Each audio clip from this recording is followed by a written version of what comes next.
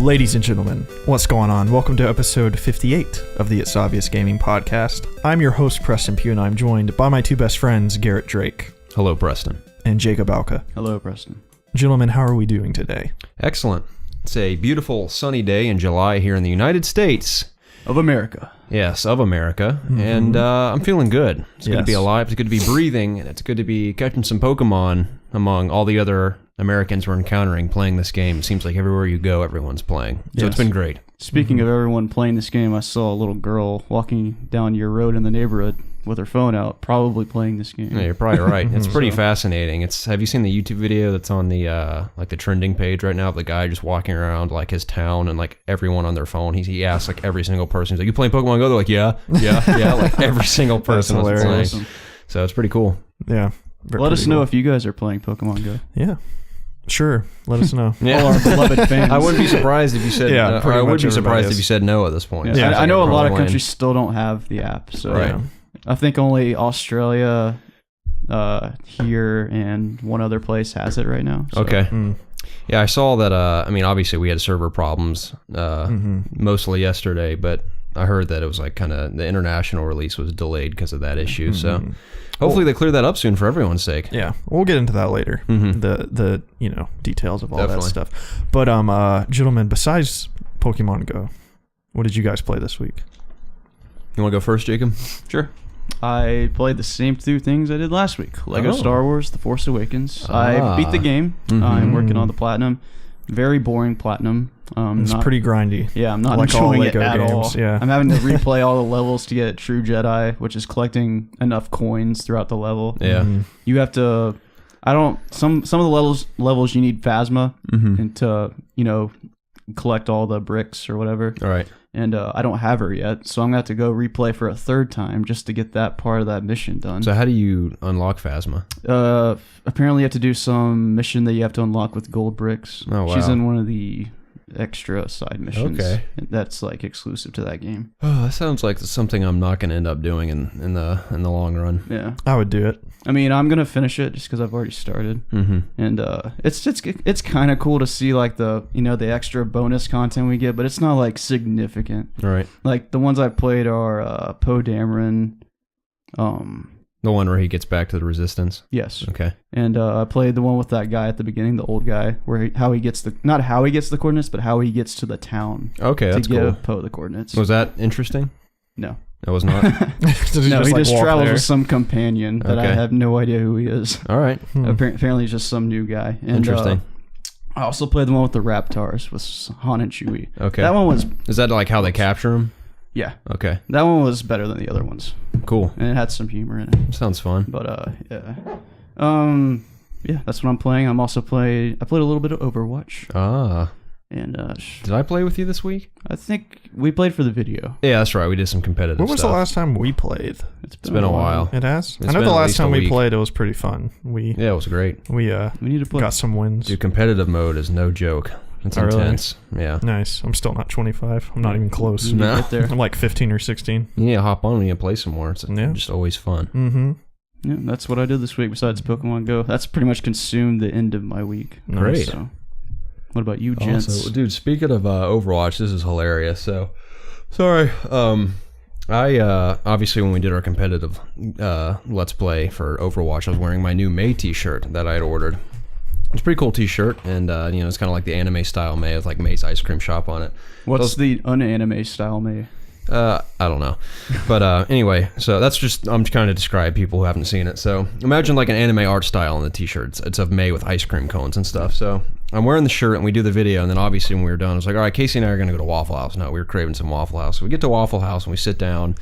I'm sitting there, and I can't remember why, but Casey made a comment on my shirt. And not that this is a bad thing. She's like, you look like one of those anime fanboys right now. I was like, well, in my defense, I was like, I kind of like some mainstream anime. Like I've seen the first season of Attack on Titan. I've seen like the first half of season 1 of Sword Art Online, if that counts for anything. You watched Dragon Ball Z? I watched Dragon Ball Z, and I've seen Pokemon? Most of Yu-Gi-Oh. I watched Pokemon back in the day. I was like, the mainstream stuff. So I guess I can kind of wear this shirt. She's like, She's like, yeah. She's like, whatever. She was like, I guarantee you, or I told her, I was like, I guarantee you at least one person my age, at least one guy at least my age would understand the reference of this shirt. And she's like, yeah, I highly doubt that. She's like, who are most people your age? She's like, I guarantee you someone will. And that was like the end of the conversation. Ate our meal, everything was cool. So we go up to pay, and I get up to the register, and I look to my left, and there's some guy we went to high school with, I can't remember his name, but he looks at me, he was like, holy shit, is that a May t-shirt? I was like, I just started laughing out loud, and Casey was like down like almost outside the door. I was like, Casey, I told you someone would recognize my shirt. He's like, that's so sick. He's like, I was just playing Overwatch. He was like, so are we. He's like, that's awesome. He's like, where'd you get that? And I told him where I got it and everything, but he was flipping out about my shirt. And I was like, Casey, I told you one person would realize what it came from. But it was hilarious how it was funny. Like just minutes before that we were talking about how someone would know. But speaking of that, I was wearing my Diamond Dog shirt from Metal Gear Solid 5, obviously, recently, and I went into a Jersey Mike's sub shop, and the second I walked in the door, there's a guy like making sandwiches that looked up and saw me. He was probably going to say like, welcome to Jersey Mike's or something, but he was like, Diamond Dogs, hell yeah! I was like, yeah, that's funny.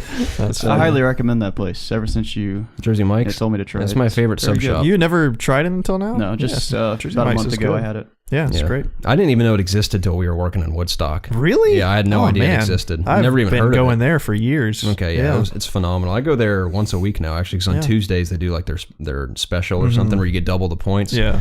So it's been awesome. Yeah, it's good. The shirt references have been great with my video game shirts recently. Excellent. In addition to that, I finally platinum Ratchet and Clank. I had a little extra time to sit down and finally just get it over with. And I will say, on behalf of the three of us, we cannot stress enough how excellent that game is. Just a fantastic experience from start to finish. It's not too long. It doesn't ever feel like you're grinding. Like the gameplay is always fun, and even like the challenge mode stuff. I mean, I had to play through the game almost 3 whole times to get the trophy, but it was fun because the levels aren't super long. Like you said, you can blow through. I beat the game twice in one day because that's how quickly you can blow through. Especially when you're leveling up all your guns, you get so powerful that you can just blow through everything, which is fun. But so I finally platinumed that, which is good, and I hopped into Far Harbor DLC for Fallout, and I finished that up. Oh, you did? Yeah, I haven't done all the side quest stuff. I did just like the main story. Yeah, I've been very adamant about doing that side quest stuff before even touching the main stuff. So it's taken me a while. Yeah, so running better since the last time you played it? Kind of. It isn't like insanely better, but it's better than it was for sure. There's still every now and then it's like typical Fallout 4. Like it was when you were in the fog consistently in like around the 15 FPS mark. Right. So now at least they just took a bunch of the fog away. Right. So now at least you can walk around for the most part without it chugging. Still chugs like you said every now and then, but yes, significantly better. In my opinion. Yeah, I enjoyed the main story of the DLC. It was pretty cool. It was interesting. It was weird. It's like I don't want to spoil it, but I was almost like a master manipulator because believe it or not, this isn't really a spoiler, but not one character was killed during my playthrough of the DLC. Like I successfully just like played all the sides of the situation that's going on in this island, and everything turned out good for everyone. Which is as far as I can tell, I want to just kill all the Child of Adam people. I was tempted to do that myself, but there's a fun little way you can mess with everything. And just mostly because I killed people in my main playthrough of Fallout, I kind of wanted to do a different approach. But the funny thing is that I blew through that main story. I mean, I'm going to end up back in Far Harbor to do the side mission stuff, but I also, obviously, since we have the Season Pass, downloaded the Contraptions DLC that just came out. And so awesome, because I also have to give a shout out to Felipe. Thank you for informing me of like the weird, strange glitch where if your settlement size is full, you can do that weird thing where you like drop all your weapons and pick them back up in the workshop mode, and it like just brings down your size. And I took my size, I was at full, and took it all the way down to 0. So my massive fortress that you've seen, technically it doesn't even exist there now. So I can just add as much as I want indefinitely, which makes me think if that glitch exists in the game and they haven't patched it and the game still runs fine when you're like adding more and more and more, it's like, why don't they just make it indefinite anyway? I don't know. I'm sure it's got to stop at some point to where your game will crash. Probably. So I think they put restrictions on it just, just to make sure nothing crashes. I mean, as of right now, it's fine. Because, like, for example, all the cool stuff that I've added, I will eventually do a Let's Play for, I'd like to see a video of your updated what's the DLC coming out with the theme park? What's it called again? Nuka World. Nuka World, yeah. When that comes out, I'm sure we'll do a Let's Play, and I'll use that as an excuse to show off my fortress. Because it's going to take a lot more work, because I'm having to, like, go out and, like, scavenge more now because I've like used up all my supplies. But a few things I added before I had to go out and scavenge again was a massive elevator, because you've seen like the highest portion of my fortress, an elevator across the street that takes me all the way up, and a massive bridge that's lit that takes me all the way to the fortress. And then another, you've seen where all my power armor stuff is. I created a new bridge for my treehouse that goes out, and I built this custom warehouse, because there's like a warehouse option now. This custom warehouse is made of all glass, so you still have like a view of the entire settlement.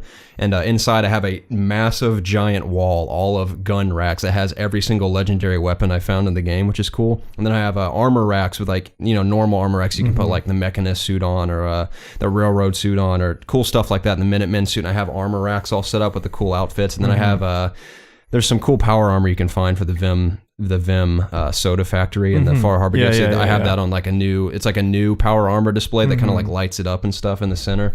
And that's going to be like my massive museum. There's like display cases that you can like open up and put stuff in and everything. So I'm going to make that like my big museum of all the stuff I've collected. And I'm going to obviously amp up the defense and build upon the armory that I had started making stuff. It's just a whole lot of stuff that they added, like little trinkets too, like cool like lamp posts that look like they're from the 1800s I added and everything. So little things like that, but it's cool because I'm like neck deep in Fallout 4 again, because it's just so fun, because Casey was sitting right next to me doing her settlement thing, which is amazing. I have to admit that she has successfully reached almost every single settlement almost to 100% happiness, because she goes back and forth to all of them and keeps them all happy and almost to 100%. And what's amazing that she surprised me, because I always figure when she's sitting next to me working on settlements, I figured that's all she does in the game, but it turns out not only is she beaten the main story, but she's only like 4 levels behind me, and she's discovered more bobbleheads than me and done more quests than I have. Wow. And I've had the game since like launch day. Yeah. So I'm like, that's hilarious. Wait, did you not platinum the game? Not yet. I'm actually going to probably do that this week, because that's actually the reason why I'm going to stick with Fallout for at least the next couple of weeks, is because I only need like 3 more trophies. I need the bobbleheads, 100% happiness, and a settlement. And, have fun with that. Yeah, that one's dumb. Unless they patched it, it's so dumb. That and 50 miscellaneous quests to probably have like a handful more to do. There was a way to grind that thing out, is if you throw the Thunderbird or whatever. Yeah, throw the Vertibird grenades on the ground, and it starts a miscellaneous quest to get to the Vertibird. So you just literally hop in the Vertibird, and it counts as, then you reload. Now, do you need like the Brotherhood of Steel to still be alive, or can you still use them? No, you should be able to do it with the Railroad, I think. Now, can you get those? Somebody can come. Can you get infinite of those grenades? Can you buy more? You can buy more. Yeah. Okay, because I only have like 5 right now. It's somebody else. You buy them from the guy in the Vertibird, though, or not the Vertibird, the blimp, whatever it's called. Yeah, I did it. The blimp. I know I did it. Oh, because I destroyed the blimp. I did it without the Brotherhood of Steel, because maybe they were done in my playthrough. I know there's a way to do it. I forgot who it was with though. I have 3 different saves for each different faction. So.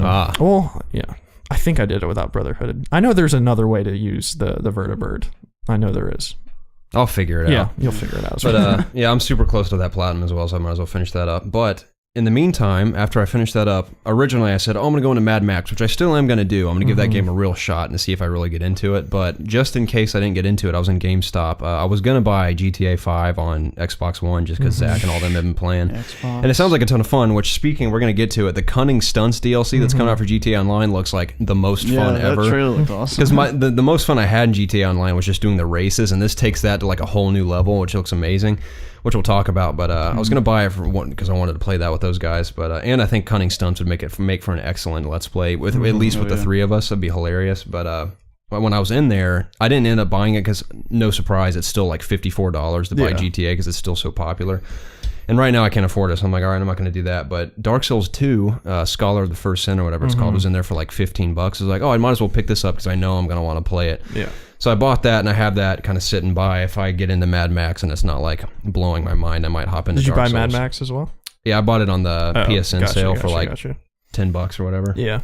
But yeah, I have that sitting around too, so if Mad Max doesn't like capture my enthusiasm, then... Mad Max is fun. It just, I know, I wish I wasn't dumb, but it disheartened me knowing how long the platinum took. Right. I wish it didn't. So that's why you kind of stopped? Yeah. That's sad. I know, it is sad. You'll have to let me know if it's great for me to dive back into it. Yeah, well, not only that it took long, but I heard that some trophies were glitched. Oh, really? And that's the last thing I want to do, is if I commit to platinuming it and something like that happens. Right. That's just the most disheartening thing ever. Kind of like Doom did to me. Didn't you play through that several times? I upgraded every single weapon to 100% 3 times until the trophy insane. popped. That's fun. Holy crap. But that's the thing is, I still had fun. Yeah, it's a great game. Just like Ratchet and Clank, like I had no problem at all leveling up those weapons. Yeah. Super fun to do. Mm-hmm. Do you own Mad Max? Yes. Because I remember we did that Let's Play, and I didn't know if you had traded in. No. Helen Keller takes the wheel. Yeah. The last game I traded in was like Dragon Ball Xenoverse. I don't trade in any game. That's a good game to trade in, to be fair. Yeah. I mean, I platinum. Oh yeah, I platinumed. Well, I guess I'll get into what I played. I platinumed Mirror's Edge. Mm-hmm. Congratulations. Thank you. What a horrible game to platinum. Absolutely awful game to platinum. Not an awful game, just awful platinum. Awful game to platinum. What was the worst part? Just getting the collectibles, and the police still chase you when you're getting the collectibles. So you'll like get to where this document is, and you're like referencing where it is, and then like police are chasing you, and it's just so aggravating. I'm just like, leave me alone. Holy crap! I'm just trying to get this document, and I have like 80 guys chasing me with guns. I'm just cleaning up the city. Yeah, picking up all these papers. I had to do that. I had to do all the dashes, which are like the time trials, which those were fine. Those were easy. Yeah, it was just kind of annoying towards the end. I was absolutely sick of the game. That's one of those games that like the collectibles just made no sense. They didn't give you anything besides like emblems and like they're there stuff. For collectibles' sake. Yeah, it was dumb. Just to keep you playing, man. Yeah, I guess it was fine. If you like Mirror's Edge, it was a fine game. I enjoyed it until it got to that. Okay. I played that. I think I played a little bit of Overwatch, but the thing Who'd you play with? Y'all. Did you? Of course. I don't remember this past week playing with you. I thought we did. Dude, I don't think we played the Preston ones this week. No, we did. It was the previous week. Okay. We played before our last podcast. Okay, I guess we need to make up for I'm that. getting my weeks all smushed together. Let's do it tonight. I'm down. I might not even be home tonight. Okay. I don't know. You gonna go to the zoo where you belong? Yes. Great. Yes. Back to your pen. Yeah, back to my pen. What will you be doing? I might be at Lizzie's apartment. Okay, in Athens? Dude, just take your PlayStation. Dude, never leave the cave without it. There's a Pokemon gym at this super sketchy gas station. Like in Athens? Yeah, right. Like out of her neighborhood, like about a quarter of a mile to the left. Really sketchy place. And there's this giant Pidgeot just like flying over it. Dude, that's what Friday nights after like school are going to be. Just people parking their cars outside of gyms and just... That sounds awesome. I was she was walking her dog, and this is the first time I got into I'll save the story for when we talk about Pokemon. Okay. Anyways, played literally a little bit of that. What else did I play before I get into what I actually played a lot of? I bought Volume for Vita and PlayStation 4. Okay. Because I heard I think I have that game as well. Yeah, it was like $5, and I've heard it's really fun and it's cross-buy, and I know that there's a free update for a VR. Now, correct me if I'm wrong. Is that the one where you're the little spaceship, or am I thinking of the other game? Or am I thinking of Axiom Verge? Volume is you're thinking of Axiom Verge. That's what I am. Volume is a stealth game that was made by some guy. I know his name, but I forgot it. I don't know. But it's cross-play between Vita and PS4, and there's a VR thing coming to it, like I just said. So that's primarily why I bought it, and it wasn't expensive. Right. Okay, the primary thing I played, and I know you're gonna smile at me when I say it, is I went and bought that game. Oh, Technomancer? Okay. Yes. You were just dying to play it for some reason. I know, and I don't know why. I am glad I did it. Why? Because it is a bad game. The graphics aren't that well. They're fine though. They're fine. The graphics are fine. I shouldn't have said that. They are acceptable. Okay. The graphics are acceptable. All right. The voice acting is not good. It's not good. It's not awful. I mean, there are a few very cringeworthy lines. Oh, I bet. Which I enjoy. The story isn't as bad as people thought it was going to be. I actually, at this point, am enjoying the story fairly deep. I think the reason I'm enjoying the story is because I thought it was going to be the worst thing ever, and it's not the worst thing ever. The combat is fun. There are 3 different fighting styles that you can switch between at will. Now, before you continue, tell me the plot of this game real quick, just briefly. You don't have to go into huge detail. I won't go into detail. There are these people called Technomancers, which they get their powers. I don't want to say it because it's not like a spoiler, but it's like there's a reason why they have their powers, and because they're like mutants kind of through gene therapy. Okay. And they like have electrical powers, and you're on Mars. And the currency is this stuff called serum, which you need serum to live, but it's like currency as well. Okay. So that sounds interesting. Yeah, it's literally like like Mass Effect and The Witcher had a baby. Okay. It's very Mass Effect-y Sounds world. like a great baby. And but you would think came out a little deformed. It did come out. It had a little problem. That's the thing. The parents were probably drinking a bit when they were had a few too mutant. When they're concepting the baby, conception. Yeah, when they were crafting the baby, conceiving. Uglies. That's what I meant to say. Conception. What an idiot. Going at it. Yeah, they were probably not taking care of themselves. Probably not. The thing is, though, is that I commend the developers of this game because there is a lot to this game, and it surprised me. Okay. There's a whole reputation system with like 8 different factions. There's a karma system. Mm-hmm. There is like different, like if you decide to let people live or let people die, like it'll affect the story somewhat. Like there was this one part where I had to go like talk to this guy, but he had already been dead, so it like switched it to somebody else. So like I was surprised. I was like, wow, I didn't know it was gonna go this deep, because I just had been hearing that this game is just not very good, and I sent y'all a Kotaku article about this saying that like it's a bad game, but you should give it a try, because it is technically a bad game, but I'm having a ton of fun with it, and I look forward to going back to it. Like I know all the characters, I know all their names. Okay. I know their motivations and stuff. There's they're not like the best fully fleshed character. There's this one girl named Amelia who drives. She's like your transportation, and she's like the girl that cusses a lot. So literally every sentence has like the F word, and that kind of gets old after a while. Yeah. There's a mutant guy with you called Phobos, and he pretends to be like dumb when you meet him. Yeah. So there's like in like Mass Effect, every companion has like a quest that like fleshes out their story. Like there's this guy named Scott who his son is missing because he was a mutant, so he was taken away from them or something. So there's a quest where you like have to go find their son, and there's like this army turns against you, so the army that you're actually working for like turns against you and stuff, and that's pretty cool because you have to like escape the city and stuff. I know that's a little bit of spoilers, but who cares? You're not going to buy this game anyways. But unless someone freaks out on you, like I haven't made it that far in the game, bastard. And I was getting into the combat. You can switch between these 3 different combat styles. Mm-hmm. There's like a style where you have like a knife and a gun, which is what that made the game way funner for me, is sticking to that style. And there's like you can poison foes, and it's like Witcher where you're like dodge rolling and stuff. And then there's a style where you have a shield and like a mace, and by mace you have like wrenches or like clubs or axes, and you can parry. And then there's a bow staff one where you have staffs and stuff, but you have techromancer powers where you shoot out lightning. You can encoat your weapons in lightning and stuff. You can lay traps on the ground.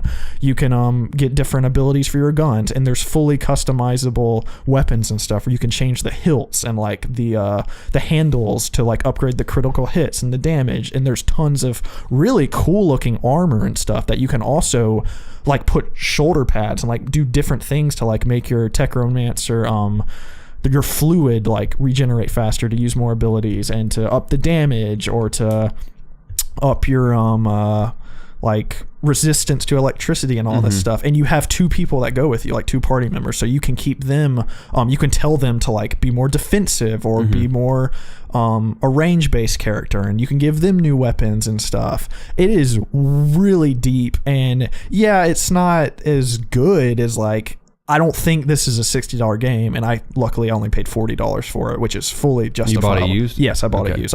That's why I wanted to play this game, but I didn't know how I was gonna go with me, so I got it used just so I could return it if I needed to, and I only got it for $40 used. So but I don't think it's a $60 AAA game, because it doesn't feel AAA-ish as like when you can go get Uncharted 4 for $60 and then you can get this game for $60.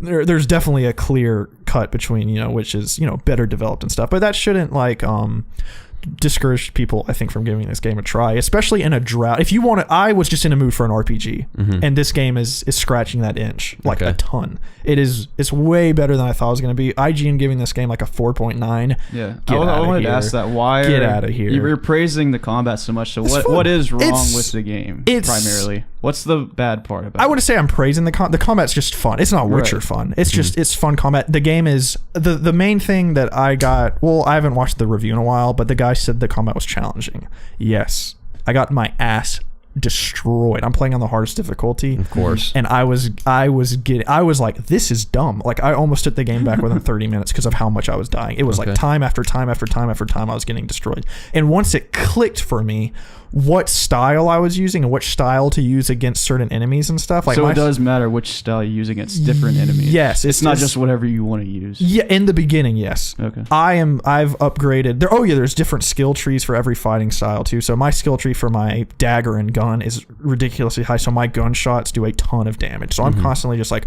rolling around, shooting, getting in, just dodging people and hitting them in the back because I do more damage from the back and stuff. Like I'm a rogue character.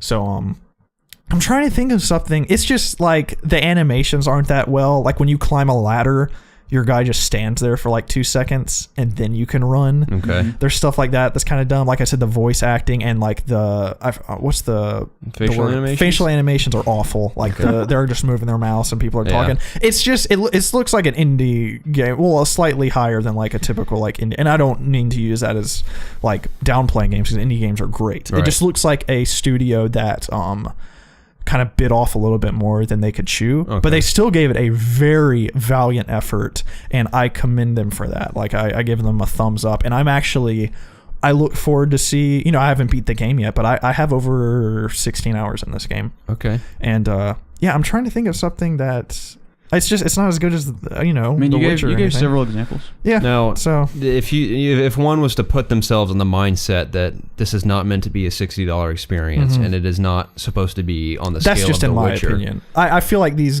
I don't know if I should. What do you think if someone went in already accepting that that's going to be what it's like? Do you think like they wouldn't judge it as harshly as some people might have? Yes, probably. Because I went into it thinking that because there was apparently a ton of hype around this game, and I can see where that would be disappointing getting this. But I didn't know there was going to be a karma and reputation system and companions and this in-depth weapon system and combat system and like choices that affect the story and like all these different side missions and stuff. I didn't know it was going to be like that, so I was pleasantly surprised. I was like, whoa, there's a lot to this game, and that's what I wanted to play right now.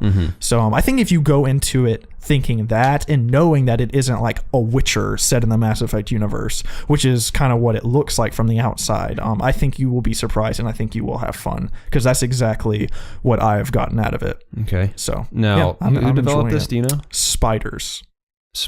Yes. Now, have they done anything before this? Bound by Flames. That game. That RPG. Yes. You kind of like that one, didn't you? I never played it. Okay. Yeah, wasn't that another average RPG? Yes, it was another average kind of thing. Now then, Technomancer, this isn't like based on any other property. This is original, right? This is in the same universe as another game they did, something to do with Mars. Okay, but I don't think you need to play that to understand this at all. So this is technically like an original idea that they've kind of just crafted then, correct? Yeah. Or did they base their other game off something else? I don't think they based the other game off something else. Okay, because that's pretty cool. I mean, obviously it sounds like it's inspired by a lot of other modern RPGs, but the fact that it's like an original story, and that's the thing. Cool. The story, I've heard the story's bad. The story isn't that bad. It's pretty cool. These technomancers want to get back to Earth. Okay, which is cool. They're on Mars. The sun mutates people, so they talk about shadow paths and stuff like that. They're like the shadow path over here. People are following the shadows to migrate and stuff because they don't want to get mutated by the sun.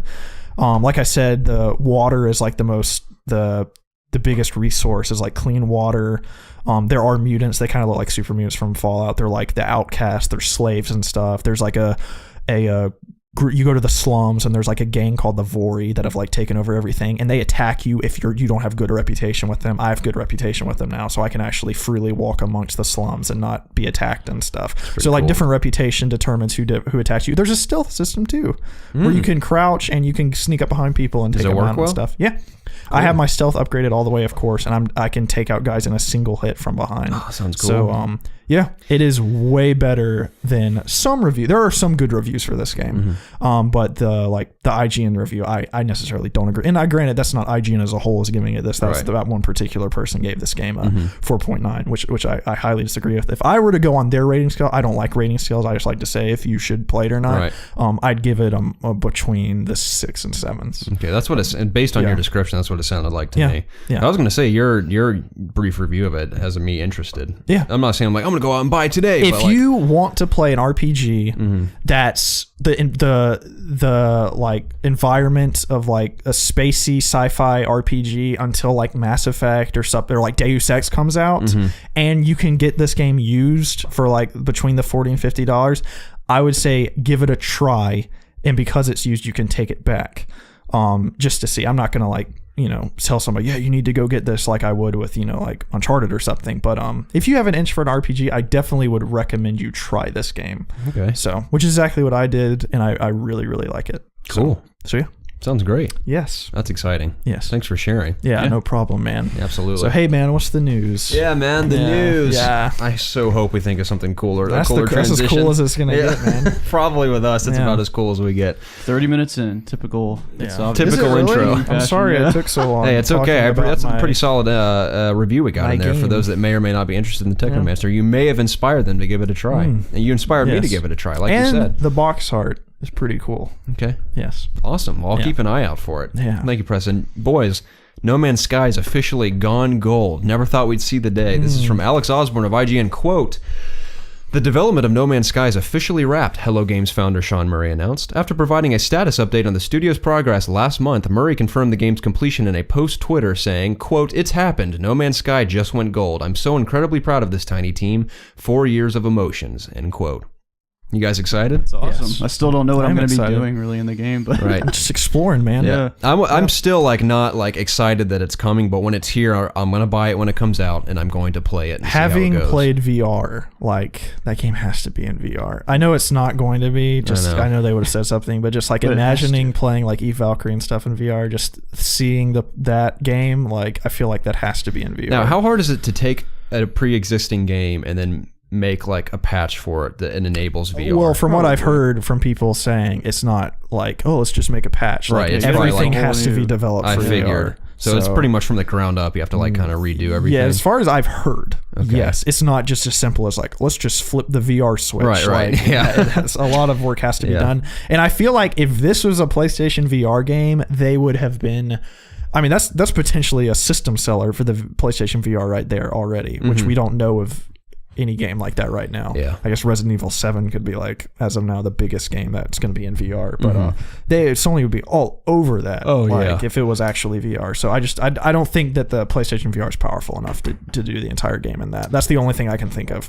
Yeah. So- Let's say this game I'm not going to say by some miracle because we haven't played it yet. I don't know what to expect. Let's say this game sticks around for the next few years and people love it and it turns out to be a huge success and it keeps people coming back. It'd be cool to see in like a couple years or something at E3 they announce like a huge like a surprise trailer like VR is coming out for No Man's Sky in a few I say years. we should specifically say we're talking about PlayStation VR. Yes. Because I'm almost certain through the Vive or Oculus, because it's going to PC as well. I don't know if at first it's going to PC, but I do know it's coming to PC at some point. Forgive me for not knowing that, but even like modders and stuff, they're going to figure out a way to get it on Oculus or something like that. So yeah, I should clarify that we're specifically talking about PlayStation VR. Yes. Because we're a bunch of console peasants. We are. Yes. Unfortunately.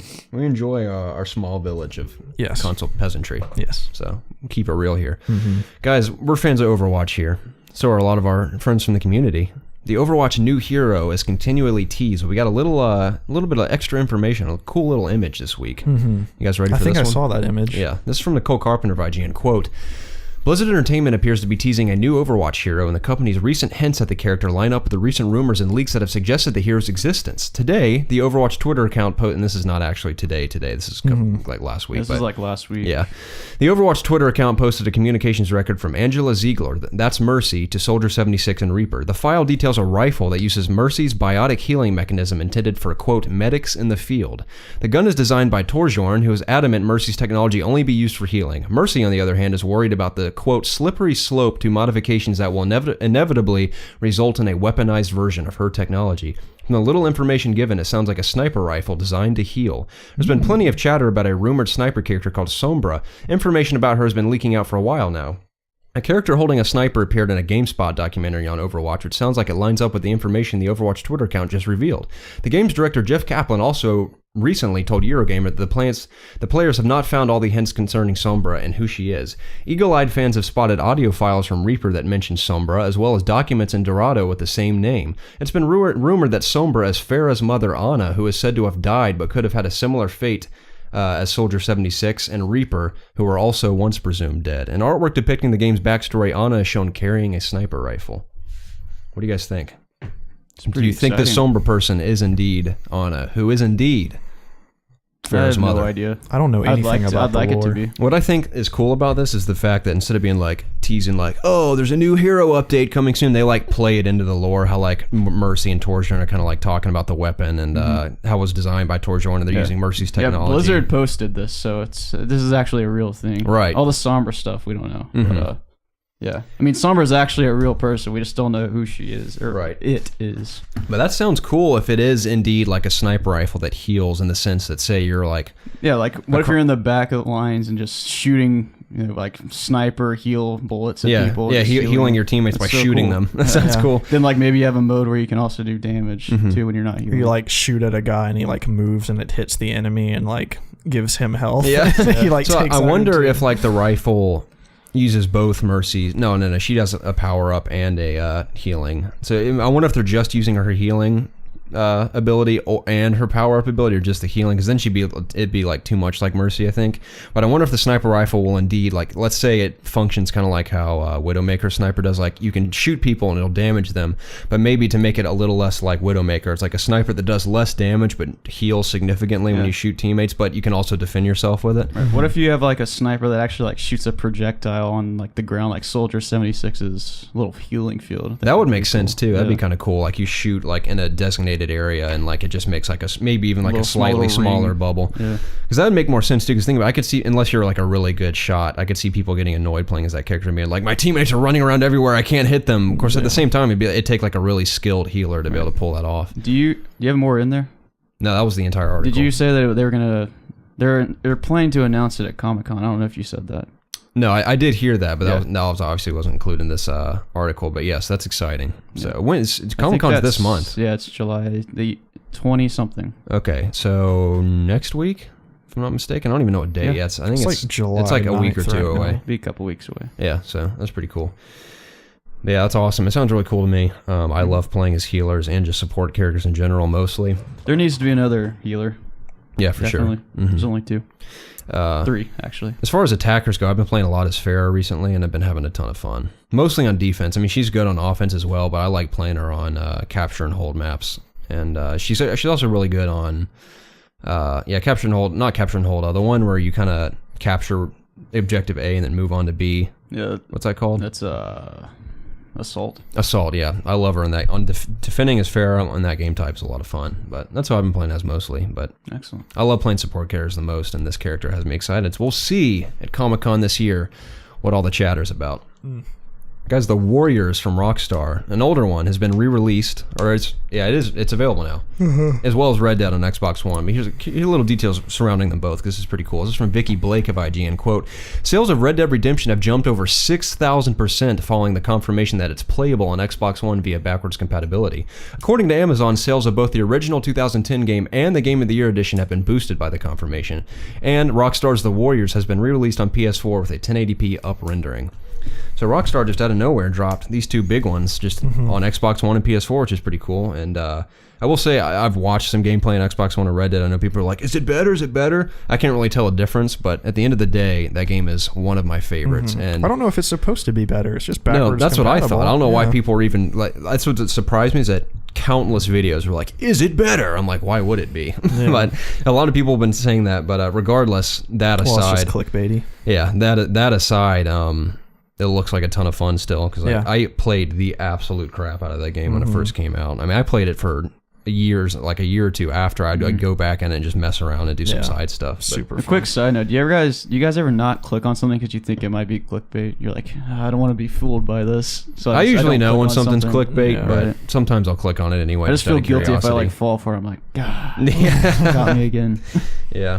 But that's why they do it, because sometimes you'll even know and you'll click on it anyway, just purely out of curiosity. Maybe there's a chance it's something interesting. So you're saying there's a chance. But I never played obviously the Warriors. That's a really old one. But I remember X-Play reviewing that game. What'd they give it? I don't remember. Okay. I remember it was pretty well A received. 3 out of 5. Maybe a 4. Really? Yeah, I know it's based on the movie The Warriors. Have you seen the movie? No. It's a pretty cool movie. Yeah. I actually watched it for the first time a couple years ago because I'd always been aware of its existence, but I'd never watched it. It was on Netflix or Amazon Prime or something. And I had nothing else to watch. I was like, I guess I'll watch this. I just know that part where he's like chinking the things, like come out and play. Yeah, Warriors, come out and play. Yeah, it's kind of weird. But that's like the most famous scene from the movie. But it's cool because, I mean, I won't spoil it, but basically it's just about a bunch of gangs in New York that all meet up in this park, I think Central Park, and the main gang's leader gets shot and killed, and they're not sure who it is. And then everyone comes after the war. Like, every gang thinks it's the Warriors. I think they get framed or something. I can't remember the exact story, but it's like a chase through New York the entire movie. I'd be interested in playing it from it because I've always heard that game is good. I don't remember the exact details of like what it was ranked or anything, but Rockstar typically puts out good games. They do. Yeah, but that's pretty cool. Did you hear also, speaking of the Warriors, that Hulu is going to be doing a mini-series of the Warriors? I did. I wonder if there was any correlation between that. Yeah, I was wondering that myself because it seems like perfect timing, but it's pretty cool because the Warriors, even watching it at the time, I was like, man, this could probably make like for a really good like TV show, even if it's just like one season. Like miniseries, I think I like sometimes more than like multiple seasons of a show. Like if you have a story that's like longer than like a hour and a half, like a feature-length film, but not long enough to make like multiple seasons. If you make a miniseries between like 8 and 10 episodes, those can be phenomenal. Yeah. So this has potential to be really cool. So I look forward to that. Also, we talked about it earlier, GTA Online's Cunning Stunts DLC coming July 12th. This week looks so freaking fun. I mentioned before, my favorite part of GTA Online was just racing around with you guys and just driving cars around the city. It's ironically enough the funnest racing game I've ever played, and it's not even considered a racing game. Yeah. Have you seen the trailer for this, Preston? No. I've seen all the hoopla around it, though. It's just like massive racetracks all in the sky with like massive loops and tunnels and all this craziness, and it's all very colorful, and it just looks like an absolute blast. And I think it would make an excellent debut for us to play GTA Online for a Let's Play for once, because we started this channel, we're like, man, GTA would probably make really good Let's Plays, but everyone does it. Maybe we'll get to it eventually, but I think this is like the perfect time to jump in and do it, because all we would do really was mostly the races, but this brings those to like the umpteenth degree. It's just massive and it looks hilarious. So I think we should give it a shot. I really just want to play it on PS4 though. So do I. I have no desire to play it on Xbox One. I've got to. Fanboy. Yeah. I've changed since I changed my hard drive. I haven't installed it yet. Okay. So I need to do that. And I don't even think I have it installed 80,000 hours. Do I still have it? I don't know why I'd sell it. Yeah, I see it. It's right there. So I need to reinstall that as well. Yeah. But it looks super fun. I 100%ed the story mode on 360, and that just took forever. So are the trophies hard? Yes. They're just insanely time consuming. Okay. Like there are collectibles that are just ridiculously just time consuming. There's collectibles? Yes. And then you have to gold star like all 70 missions and stuff. Like it's pretty ridiculous. It took me forever to do that. Yeah. I hate doing that. Yeah. I'll never forget when we went to the midnight release for GTA 5 and we were living in Duluth together. Still to this day, probably until GTA 6 comes out, will probably be the biggest game release I've ever been to personally. Yeah. I mean, obviously there's big ones in New York for like most big titles where like massive crowds come out, but to be in Duluth, Georgia at midnight when this game came out, I've never seen so many people in one place. So many people that just play GTA. Oh, I know. People don't even play video games. Such a massive appeal. Yeah, and they had so many people packing out this parking lot. They had like the manager of GameStop on top of a truck bed with a megaphone calling out like the numbers for people to come get their game. And it was an absolute madhouse. And I remember we got back and we were all installing our games, and miraculously mine and Jacob's installed smoothly. And Preston, you had all these issues. Well, my Xbox sucked. Yeah. My disc tray was all messed up. Yeah. What a nightmare. But we all played it and it was a blast. Yes. So I'm looking forward to jumping back into it, at least for that DLC, because it looks fun. Honestly, that was some of the most fun I've had in a video game, was playing the campaign of GTA 5. Yeah, it's good. It's great. Memorable. Yeah, the gameplay is just, I don't know how they do it. It's just phenomenal. And like the writing is excellent. It's just so fun. No matter whether you're shooting at guys or driving cars or driving a boat or just running around doing crazy stuff. I distinctly remember that chase scene where Michael and his son are chase after the boat. Yeah. Or Michael and Franklin chase after his son who's stuck on like the yacht on the truck or whatever. It's so funny. It's so funny. That's great. Good times. Guys, probably the most bizarre story I saw this week, I'm sure you already know what I'm getting into, has to do with Call of Duty. Yeah. This was a strange one. This comes from Alex Osborne of IGN. Quote, Call of Duty could have gone in a very different direction a few years ago, as footage of a Roman-inspired take on Activision's popular franchises reportedly surfaced. Games Radar got a hold of some footage of an early build of the game titled Call of Duty Roman Wars. According to the outlet, Activision was looking to experiment with the series back in 2008 and was taking pitches from various developers at the time. Skylanders and Guitar Hero developer Vicarious Vision started work on Roman Wars, which centered around Julius Caesar's 10th Legion. That is the longest run-on sentence I've ever seen in my life. The game would have featured both first and third-person gameplay, where players would take on various roles including officers, archers, and grunts. Additionally, Roman Wars would have been similar in tone to films like 300 and Gladiator, and taken place across a wide variety of locales, including the sea, plains, and the forest. A single level was created and based on the Battle of Alesia. In it, players could engage in direct sword and shield combat or opt out for a ranged approach by firing off arrows from a tower. Catapults could be used as another method of attack, and rideable elephants were featured as the game's tank equivalent. By the bulk of the level employs a third-person perspective with an over-the-shoulder style like Gears of War. It also features a first-person Coliseum section that used a fighting system similar to the combat found in Condemned games.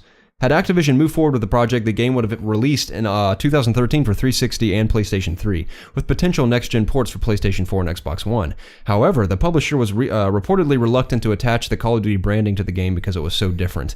As such, the project was eventually scrapped and Activision instead went with Call of Duty Advanced Warfare, end quote.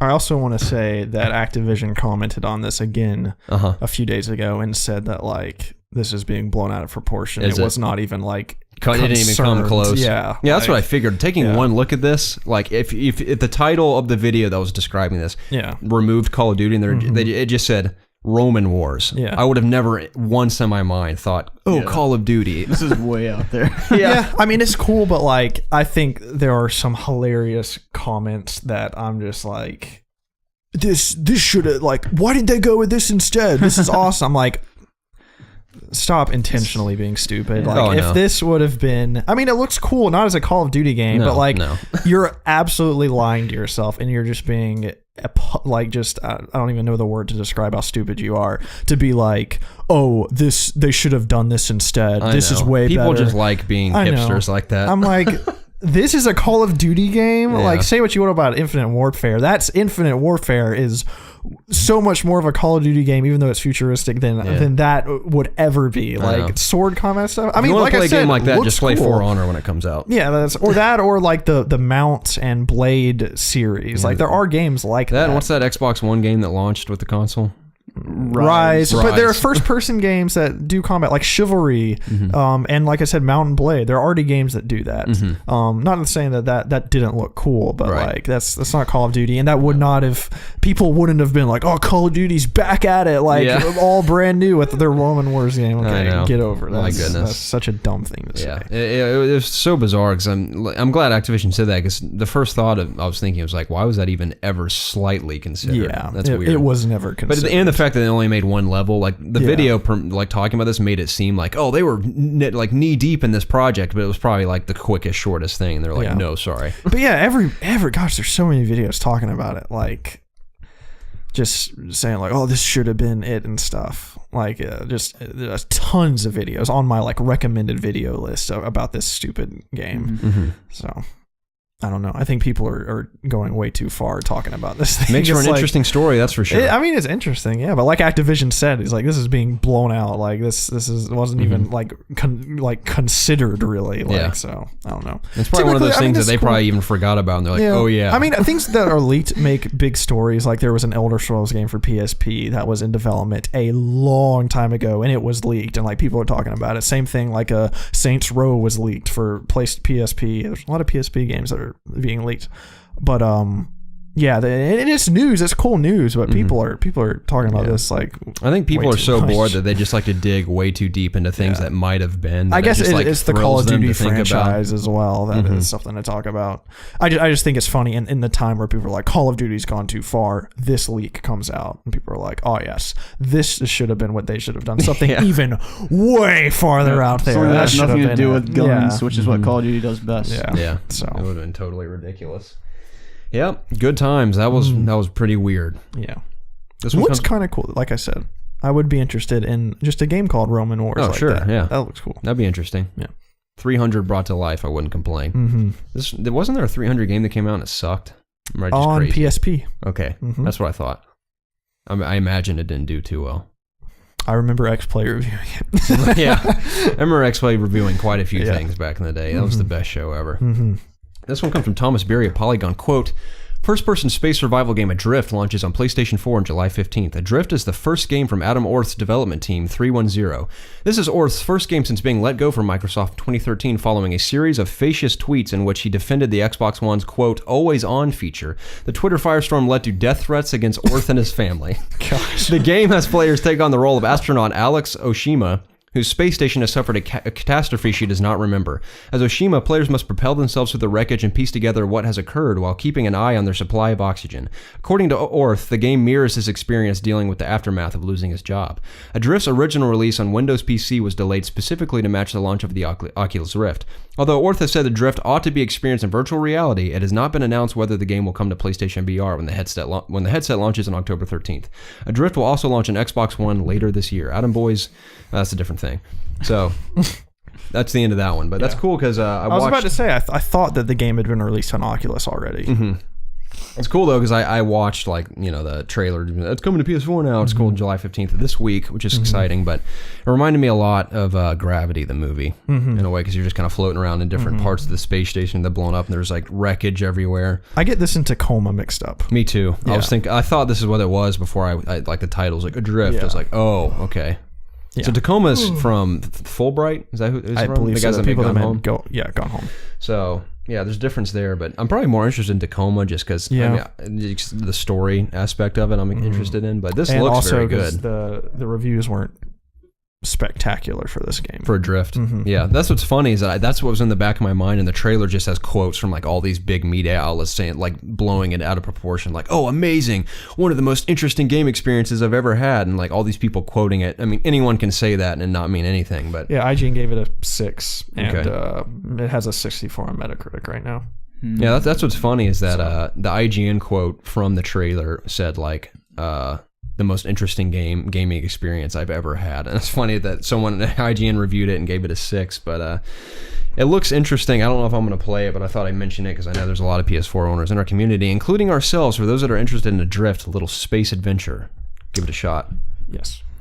Did you guys see that Adam Boyes left Sony to return to game development? I did see that. That was interesting. Yes. It wasn't like a huge story, but I just happened to cross paths with it. And I was like, oh, that's interesting. I'm going to miss him at PSX. Yeah, me too. There. Yeah, he's hilarious. He's a good guy. I'll never forget when he and Shuhei did that video of when PS4 was coming out. Like, this is how you trade games on PS4. They hand it to each other.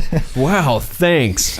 Yeah, that was great. But it's cool because I didn't realize that he was doing game development before he got his job with Sony. And he started with them in 2012, and now fast forward 4 years later, he's going back to an indie studio to continue game development, which is pretty cool. Good for him. So I'm interested to hear what he does. Somebody tweeted him. They're like, "We're gonna miss you at PSX." He was like, "I'll still be there." Okay. So, yeah, okay. Cool. He said, "I'll be there as a fan." That's cool. So that is cool. That's exciting. This one comes from Nicole Carpenter of IGN. Quote, Resident Evil 4 will be released for PlayStation 4 and Xbox One on August 30th. The game will have all bonus content from the original 2005 game as well as features that were added in later versions. This includes the New Game Plus option, Mercenaries mode, and Ada Wong's side story. It's expected to cost $20 when it's released. Resident Evil 4 was originally released for GameCube and PlayStation 2 to massive success. In IGN's review, Resident Evil 4 scored a 9.8 out of 10, calling it the best Resident Evil game ever made. Do you agree with that statement, Preston? Yes. Cool.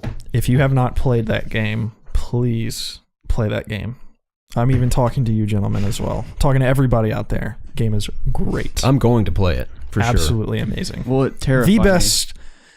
There are some parts that are scary, but overall, no.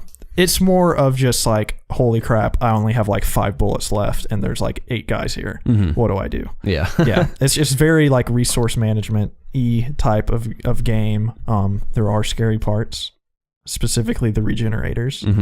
Yeah, those things are pretty freaking scary. Yeah.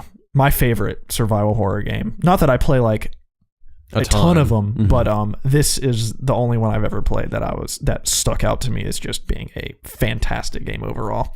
And I've played Silent Hill 2, which is regarded as like the best one, and that game really didn't go over well with me. Okay. Particularly due to being too scary.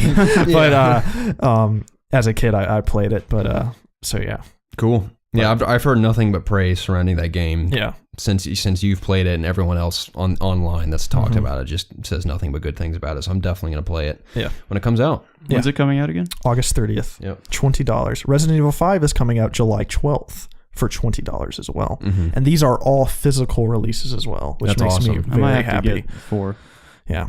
Yes, definitely. I would like to beat 6 with you, Garrett. We and need then to get do on 5. that. That's the thing. The 5 is longer super we wait, fun. the harder it's going to be because Yeah. there's so much stuff Now, coming these out. are awful Resident Evil games. Yeah, I know. But they're fun, co-op Yeah, games. they are. But So. 4 is super awesome as a Resident Evil game. And that is a single-player game, so you'll just be scared by yourself. Yeah, definitely. Excellent. Yes. Preston, did you see the Sword Art Online Hollow Realization trailer? I did, and I pre-ordered the collector's edition as well. Nice. I was going to ask you about that. Yeah. Are you still into the show and the books and stuff? Or are you just Yeah. okay? I'm just waiting for. I was really, and I know that's like super. I know it's super mainstream and stuff, but like I don't care. I still liked it. I do not like the. I've already talked about this. I hate the anime overly sexualizing everything, and I'm not like being like a social justice warrior talking about the sexualization. It just is like It just gets ridiculous after a while. It does, and it doesn't. Like, if people like that stuff, then by all means, I'm not advocating them take it out. I'm just like, that's not really what I like, and I know there's a lot of it in there, so I particularly don't like that aspect of it. Just the lore of Sword Art. Yeah, is cool. I think the story's cool. I know they, as you know, if you even know what it is, as the season goes on, it gets really bad. Well, not really bad. It just gets kind of weird, but then it picks it up and gets like really good again with like a murder mystery type of thing. But yes, I like it. The games are fine. I just know it. I'm just big into collecting stuff, and I already have some Sword Art collectible stuff. So you have to. I pretty much do.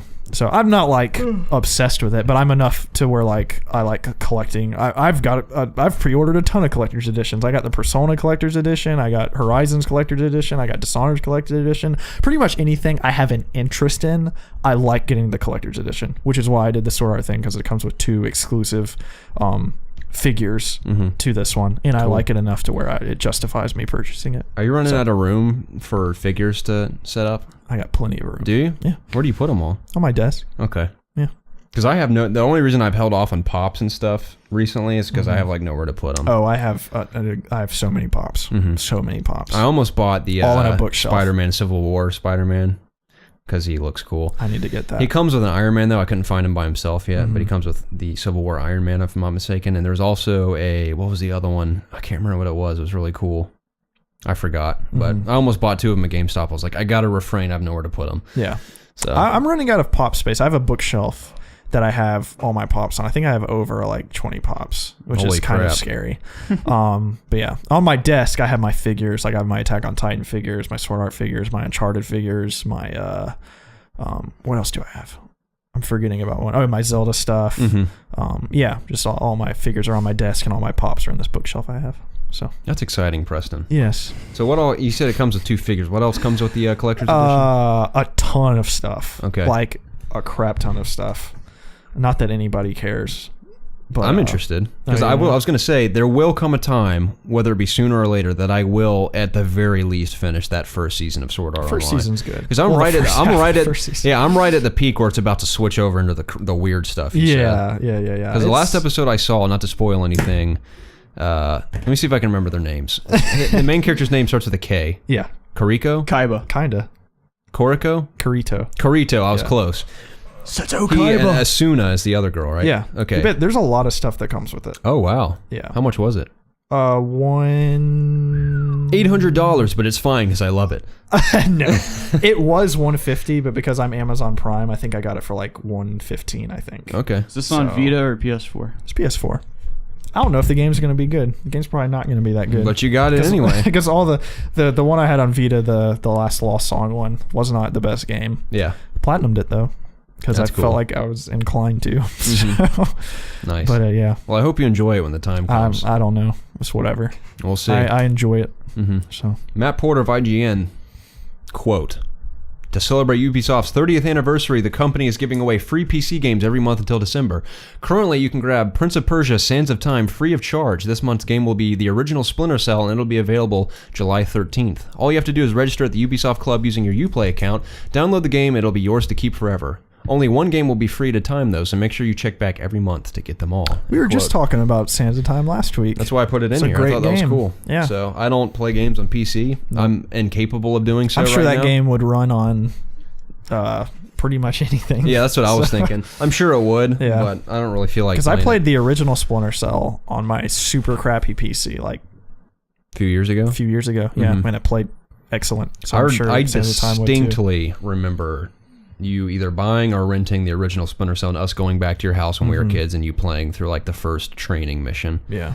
I'll never forget that. I'm sure that's just such a good game to watch somebody play. It is, yes. it's so Watching exciting. anyone play any stealth game is just the best. Yeah, so fun. Especially, well, I will say if you watch Stealth Game or the YouTuber play a stealth game, Yes. that's a different story. Yeah. But watching you play Splinter Cell certainly wasn't the most thrilling experience of my life, but I'll never forget it. Yeah. It was fun. That's what Yeah. we did. I know it's not like, it's pretty much common sense to go get a free game, if it's free, but you should still get it if you didn't think about getting it. 'Cause Sands of Time and Splinter Cell are great games, and they're free, so you have no excuse. I strongly agree. Yes. I strongly agree, Preston. And we just got a Warrior Within on the Vita We did, you're right. this month as well. I need to download that before I It's forget. a lot of Prince of Persia going around. Yeah, I'm going to set myself a reminder in a bit so I do not forget. Mm-hmm.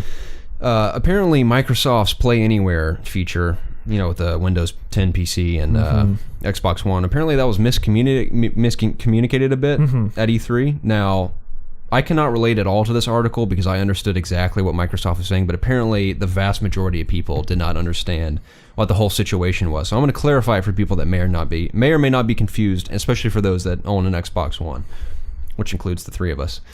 Quote, this is a statement from Microsoft. Quote, when we unveiled Xbox Play Anywhere, we said that every new Microsoft Studios title shown at the Xbox E3 2016 briefing will support Xbox Play Anywhere. We understand that a recent blog post didn't specify that the only Microsoft Studios titles we've confirmed to date as Xbox Play Anywhere were shown at E3 2016's Xbox briefing. We've updated the blog post and apologize for any confusion. So apparently, YouTube channel The Red Dragon points out that Microsoft's statement, which originally read, quote, every new title published from Microsoft Studios will support Xbox Play Anywhere, has now been altered to read, every new title published from Microsoft Studios that was shown on stage at E3 this year will support Xbox Play Anywhere. Many had taken the original statement to mean that traditionally the Xbox-only franchises like Halo would now come to the simultaneous release on PC, and while this is still possible, it is no longer certain. Xbox Play Anywhere, which not only means a release for Xbox games on Windows 10 PC, but supports play across both platforms for the price of a single purchase, was announced during Microsoft's E3 conference this year, and almost every in-house game shown off was included in the program. That set of games begins with Records released in September, followed by the likes of Sea of Thieves and Forza Horizon 3. End quote. Man, I jumbled my words big time in that one. A lot of things were happening in that article. Long story short, people had assumed that every single Xbox One game that comes out from now on would be compatible with Windows 10 PC. Well, Microsoft published. Well, that's what I mean, yeah. But everyone thought that was confusion, but in reality, the only ones that's happening with, as of right now, are the ones that were shown at E3, which I thought they said that at the conference. Like, that's what I assumed already. I remember seeing like an IGN news video saying that every single, like you said, Microsoft published game from now on, and then like the next day, this happened. I could be remembering incorrectly, but I'm pretty sure that's what I saw. I've heard from several sources that that's the case. Yeah. That's what they thought. Yeah. So. Well, I mean, that's from what you said. That's what it sounds like. They said initially.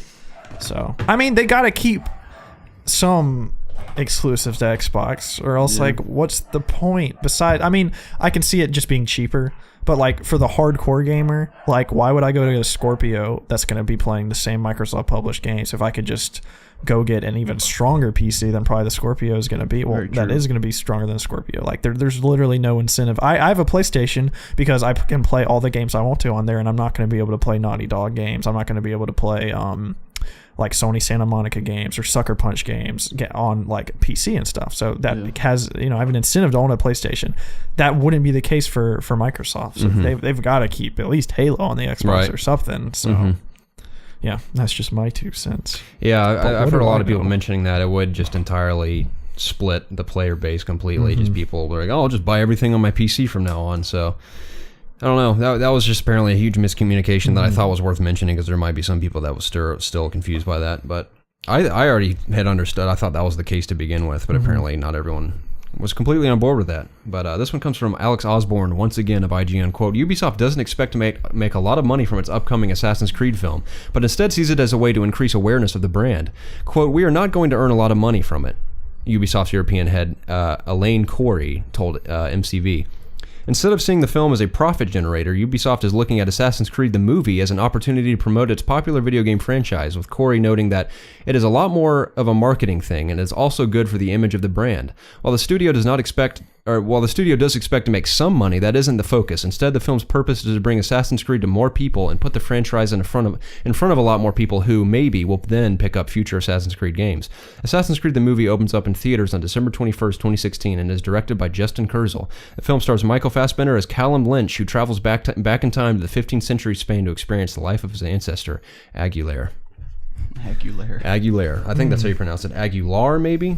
Yes, I guess we'll find out in November. Yeah, Christina Aguilera was his ancestor from the 15th century in Spain. Yes. So gotta have that female, or else Anita Sharkinson, or whatever her name is, will just flip out about there not being a female assassin this time. Right. Yeah, which I think there is in the trailer. There's that. Yeah, yeah, she has like the face tattoos and stuff. I think Fassbender has some face tattoos. Yeah. So that's new for the assassins, at least. Maybe they're just trying to like not hype themselves up to where if like it does, just in case it tanks, they're like, well, we knew that would happen. Yeah. I don't know, but we called it. It doesn't surprise me that they say this, because I think anyone would be able to recognize the fact that I didn't even expect it to make a whole lot of money. Maybe it will, just miraculously. Maybe it'll blow everyone's minds. They need to actually promote the thing once it starts getting closer. Mm-hmm. I mean, I wouldn't say like now, because it's still a few months out and stuff. But well, Warcraft did, and it still didn't do entirely well. So maybe it's just Warcraft. People don't want. Yeah, I mean, that's the thing is, like, I don't remember even seeing any commercials for Warcraft. I saw a ton. You did? I saw a lot, I guess, too. Not just on the computer either. Like, it was on TV. Well, Assassin's Creed, from what I've seen, it looks badass. It does look cool. I think even if like you said, if I had no brand recognition, I didn't know what it was, I'd be like, that seems pretty cool. Assassins running around doing crap like that. I think that appeals to like a larger audience than World of Warcraft, because that's typically assumed with like, oh, that's nerdy and stuff. Whereas this is like, oh, this looks like just a cool action film. Mm-hmm. So especially with Fassbender leading, I think he's recognizable enough now that especially after X-Men, people are like, oh, that's Magneto, I'll go see that. Yeah, very true. Maybe people jump in because of that. Also, I think his name's not Michael Ironside. Sorry, what's the guy who played Alfred in Batman v Superman? Jeremy Irons. Jeremy Irons. Yeah, the iron part, right? Yeah, got the iron part. How cool would it be with Michael Ironside? That would be cool. I like Michael Ironside. He was cool in Terminator Salvation. It's cool as Sam Fisher. Not to get too off topic, but I don't get why people hate on Terminator Salvation so much. I love the tone of that movie. I think it's really cool. That game was awesome, dude. Oh, yeah. One of the best games I've ever played. I played it on Xbox because it was a super easy 1000. Yeah. You just had to beat the game on hard mode, and you had all the achievements. Wow, that's cool. That's the only reason I like punished myself playing that. Whoring yourself out for easy 1000s on Xbox 360. That and the Avatar game. Yeah. Did y'all see that? You literally stood in a corner and pushed Y, and you got all trophies. Are you serious? Yeah. What did that do when you're pushing? You got a combo up. All the achievements had to do with your combo multiplayer. That's so there weren't funny. Beating levels or anything. Holy crap! Yeah, I know. Wow, some people, man, are just lazy with the achievements and trophies, which I can't always complain about. Yeah, especially if it's a good game, which usually isn't the case. For me, I would not play your game. Mm-hmm. I specifically rented the Avatar game and played it for like 10 minutes. Got all the not even 10 minutes. Got all the achievements and then returned it. Wow. So That's impressive. Who knows? It could have been a great game. I'm sorry. Do you smell breakfast? I smell like something eggs good. and ham or something. Something might be brewing down there. Yeah. It smells like eggs or ham, like being cooked smells on the breakfasty. stove. It's green eggs and ham specifically. Oh yeah. Mm-hmm. I'd recognize that smell anywhere. But Assassin's Creed, I'm definitely gonna go see it. Speaking Looks cool. of that, I gotta show y'all something after. Okay. Remind me.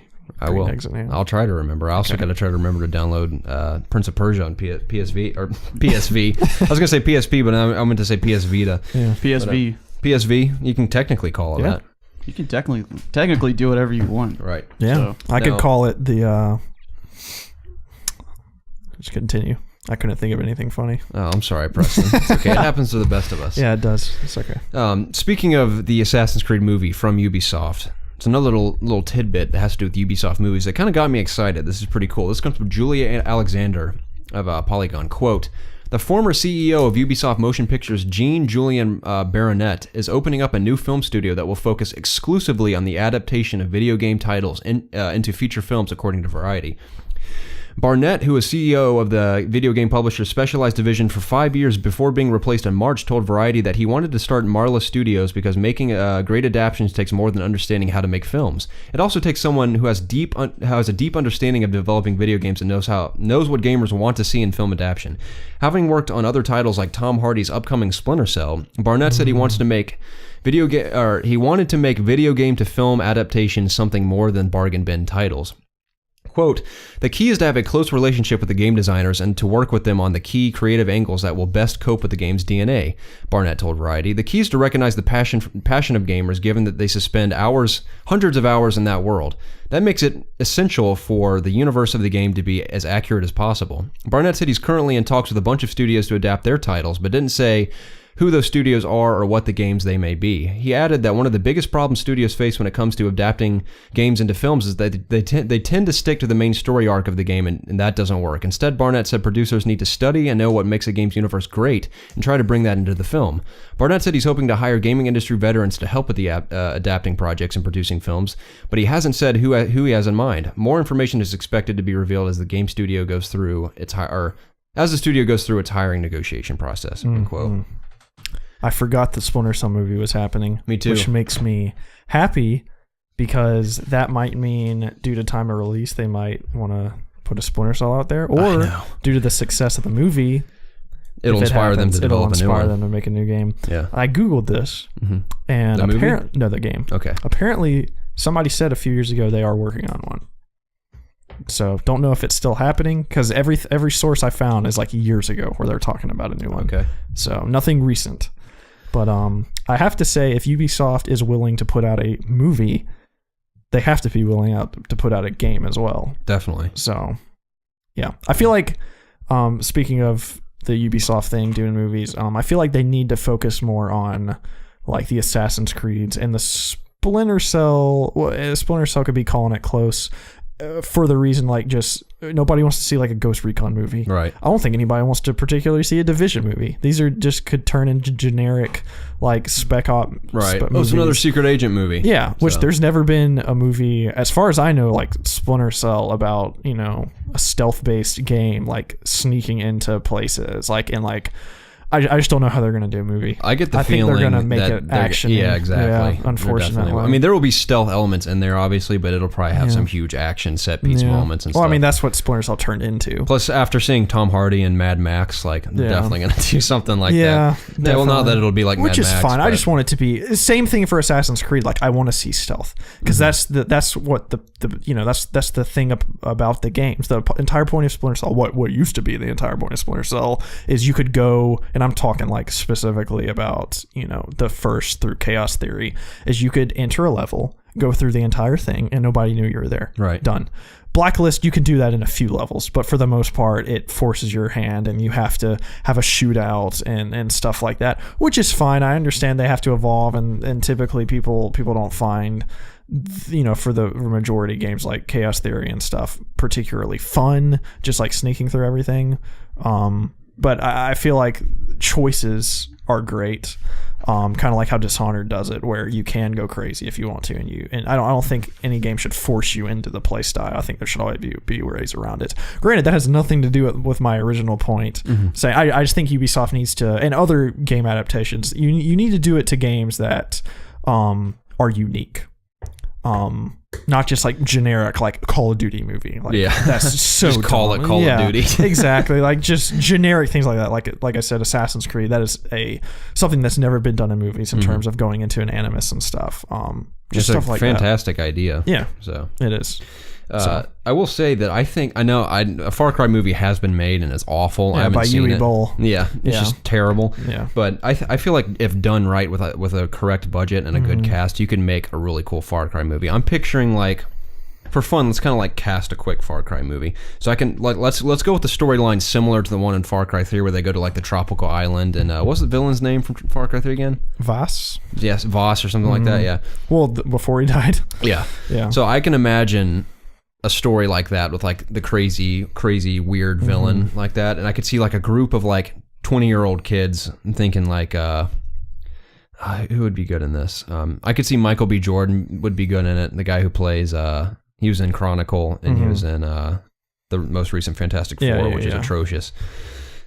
He's a good actor. I could see him in it. I could see. I mean, there's plenty of hot shots you could name to be in. I could see like a young cast like that going to the island for like a vacation. It turns into like a big action survival movie. I feel like with like, and you can make it kind of playful. It doesn't have to be like over the top serious, but have like the crazy villain and like fun action set piece moments of these kids just like surviving on this island and have like it. I don't know. You could go in a million different directions because obviously Far Cry, there's like different things that can happen based on decisions you make, and it's an open world game, so you can kind of create whatever story you want. But I could see if done right, that could be really cool. Well, I guess when I particularly say like Call of Duty or like Ghost Recon, those movies could be made cool, but like there aren't a set cast of characters in like Call of Duty from game to game to game that like people would recognize, you know. That or you made like all new interesting characters. Yeah, but then it just would be a generic action movie. Yeah. So like, why is the Call of Duty name even on it? I guess just specifically for brand recognition, because we'd go see it just because Call of Duty's there. We'd want to see what it was like, and I feel like that'd be like for most people and stuff. And I know that Jake Gyllenhaal, he wants to make the Division movie. Yeah. I'm just trying to think of like how that could just not be a generic apocalyptic like movie like that. I can already like imagine exactly what it would look and feel like too. And I mean, and I hope it's cool and stuff. I just would like people to take bigger chances with more like unique games and stuff. Like an Uncharted movie, I'm not really excited about that because that's just been done before. That type of adventure, like crazy movie. Same with like Tomb Raider. Really, I mean, I'm sure it's going to be fine. I'm excited about the that Tomb Raider. one. Yeah, but it has a March 2018 release date. Yeah. March. There's an exact day I can't remember, but it's coming out in March 2018. I mean, I'm gonna kind of retract what I just said. I feel like because the only movie we've really seen like that is kind of Indiana Jones, but I feel like nowadays if a movie like that was done kind of in a tongue-in-cheek way like Uncharted is, or just like absolutely ridiculous set pieces in a movie. I'm trying to think of, you know, it's another one that's not nearly as good as Indiana Jones, but I find it enjoyable. Sahara with Matthew McConaughey. Oh yeah, that movie's awesome. I love it. Yeah, I don't know. I'm kind of like contradicting myself going on talking about this. My main point is I would like to see more like creative video game franchises, things that like South Park. Yeah, things that just couldn't be turned into like generic like shooter movies and stuff. So sure.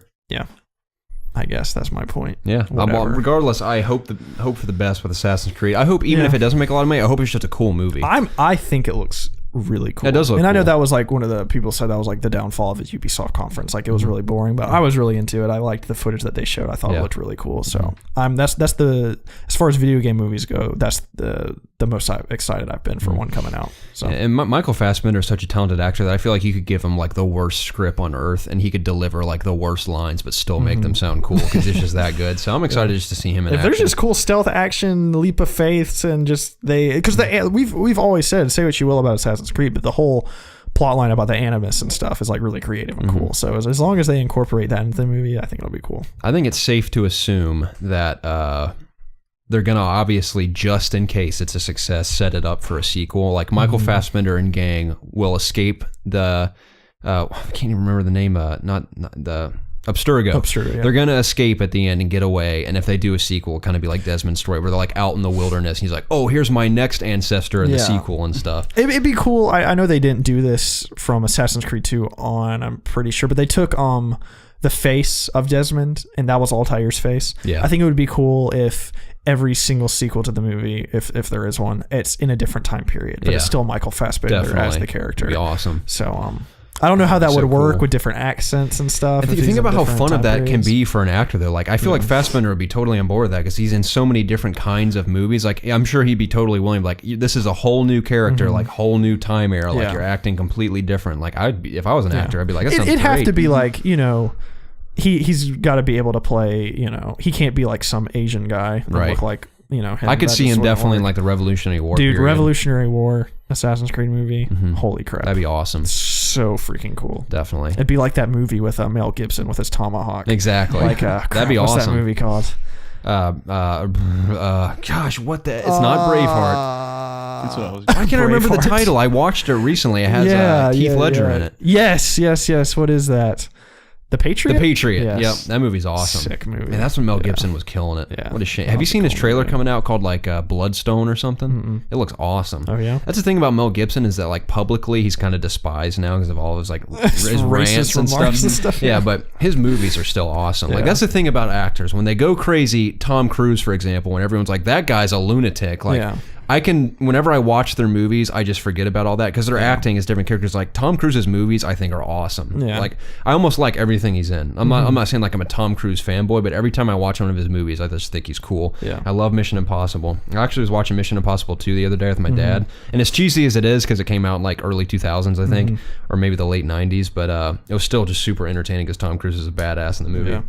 But that being said, Mel Gibson, like he had a movie come out a few years ago called Get the Gringo. Have you seen that one? I saw it advertised. Okay, Never Zach saw and it. I watched that and it was actually pretty good. I was like, man, Mel Gibson is still like a really good actor. And this new movie coming out, it's sort of, I think it sounds generic. It's sort of like a revenge flick, but it just looks really cool. And Mel Gibson looks like a badass in it. And it actually made me think, I can't remember what it reminded me of, but it reminded me of like, man, Mel Gibson, like the look he has in the trailer, I'm like, he could totally play Joel if they did the Last of Us movie. Like if you see his look in the trailer, it looked exactly like Joel looks. That would be hilarious Yeah. if Mel Gibson was Joel. That's the thing. Think about like how well of a father figure he played in Signs. Like even though that movie made me crap my pants, like when you step away from the horror of it, he played like an excellent father figure, like a conflicted father figure. So I'd be open to seeing him cast in the Last of Us movie if that even ever happens now. I doubt if it happens, do you think what they were saying about taking a video game story and adapting it to the movie, or just taking like the actual like, what were the words that you used in the article? The actual world of the movie and adapted a story on that. Do you think they would do the Joel Ellie storyline, or do you think they would just make a movie inside that world? I think you could take the story of Joel and Ellie and make it different characters to kind of craft it. Like take that idea but make it original with different characters. So that way you can get away with changing things. It's like Joel and Ellie would never do this, but like these two characters, although inspired by Joel and Ellie, you could potentially go any direction you want with that. I guess they could do something like that. But Joel and Ellie's story is like so crucial, obviously, to like that is The Last of Us, is their story and their relationship. So without that, I don't know what all you could do. Yeah. Without making it like another generic survival type apocalypse movie. Yeah. Well, I mean, kind of like have you seen The Road? Yes. Yeah. Great one. Yeah. Have you heard about Viggo Mortensen? What he's up to? No. So interesting dude. I'm not going to go into too much detail. I've only read a couple articles about him, but he is like off the radar, and it's so cool when you read about him. He owns a flip phone still. He does not get on the internet, and he just lives in this small town, and like everyone knows who he is. And he just hangs out, and like he's only in movies like once every 5 or 6 years. He's coming out, some movie coming out, and it sounds like a superhero title movie, but it's not a superhero movie. It's like he plays like a father of like these 6 kids. And he said he only takes scripts that like really, really blow his mind. That's why he's been offered countless scripts since Lord of the Rings just constantly, and he always denies them if it doesn't like blow his mind. He just sounds like the coolest dude because he's like I think celebrities like that are cool that just like lay low and aren't always in the media and aren't always like in your face about everything. He's just like very laid back, and he like obviously he's all about like staying off social media and like blah blah blah blah. He just seems super cool, and he also like you said with The Road, he could play a great Joel as well probably. Yeah. Where were you going with The Road, by the way? I don't know. I forgot. That's a great movie, though. I haven't seen it. I was just comparing that to The Last of Us, just kind of like a man with his son and man with his, not daughter, but a little girl. I remember seeing that movie with my dad in the theater at the time, and that's on Netflix. I just haven't watched it since then. But very depressing. Oh, yeah. Yeah. But I like...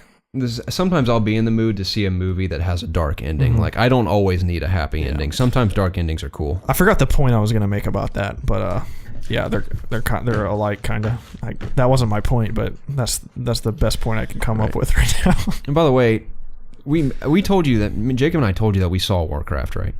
Yeah. Yeah, we saw it. I liked it. You did? It was cool. Was it confusing? No, in the sense that like, I mean, there are some things I was like, I don't understand that reference, but the story in the movie I understood completely. Like I wasn't confused by that. There are some characters that apparently were like Easter eggs or references that obviously went over my head.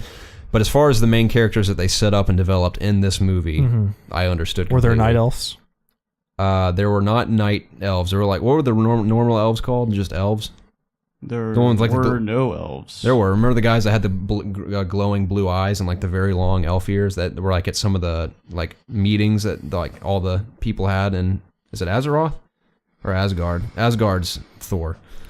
What color were they? I don't Stormwind, remember. Sorry. They were just pale-skinned elves with like really long... elves were in the movie. Those are blood elves. Those are blood elves? They're pale ones. Okay. The purple, like blue ones are night elves. elves. Yeah. Okay. Yeah, there were elves. And they looked really cool. I will say things I liked about it is that the aesthetic of the movie looked really cool. Like I thought the orcs looked... I meant to say, I'm not even going to step back on this. The orcs were some of the best visual effects I have ever seen in a movie. Really? Like I think almost their entire budget almost went to those orcs. So they looked phenomenal. Like if you've heard reviews, people say like, "Oh, the orcs look and feel really cool." Like they're not kidding. The orcs, especially close-ups on their faces, blew my mind how good they looked. Nice. So, I thought that's pretty funny. During the trailers, people were complaining that it looked like cheap. That's what's funny is that when you watch, now they do have a cartoony look, but they somehow made them look realistic. Especially if you can see like fuzz and stubble on like their chins and stuff, and like this one guy, one of the villain orcs has like this armor that's made of like bones of like lizards or dragons or something, and you can see like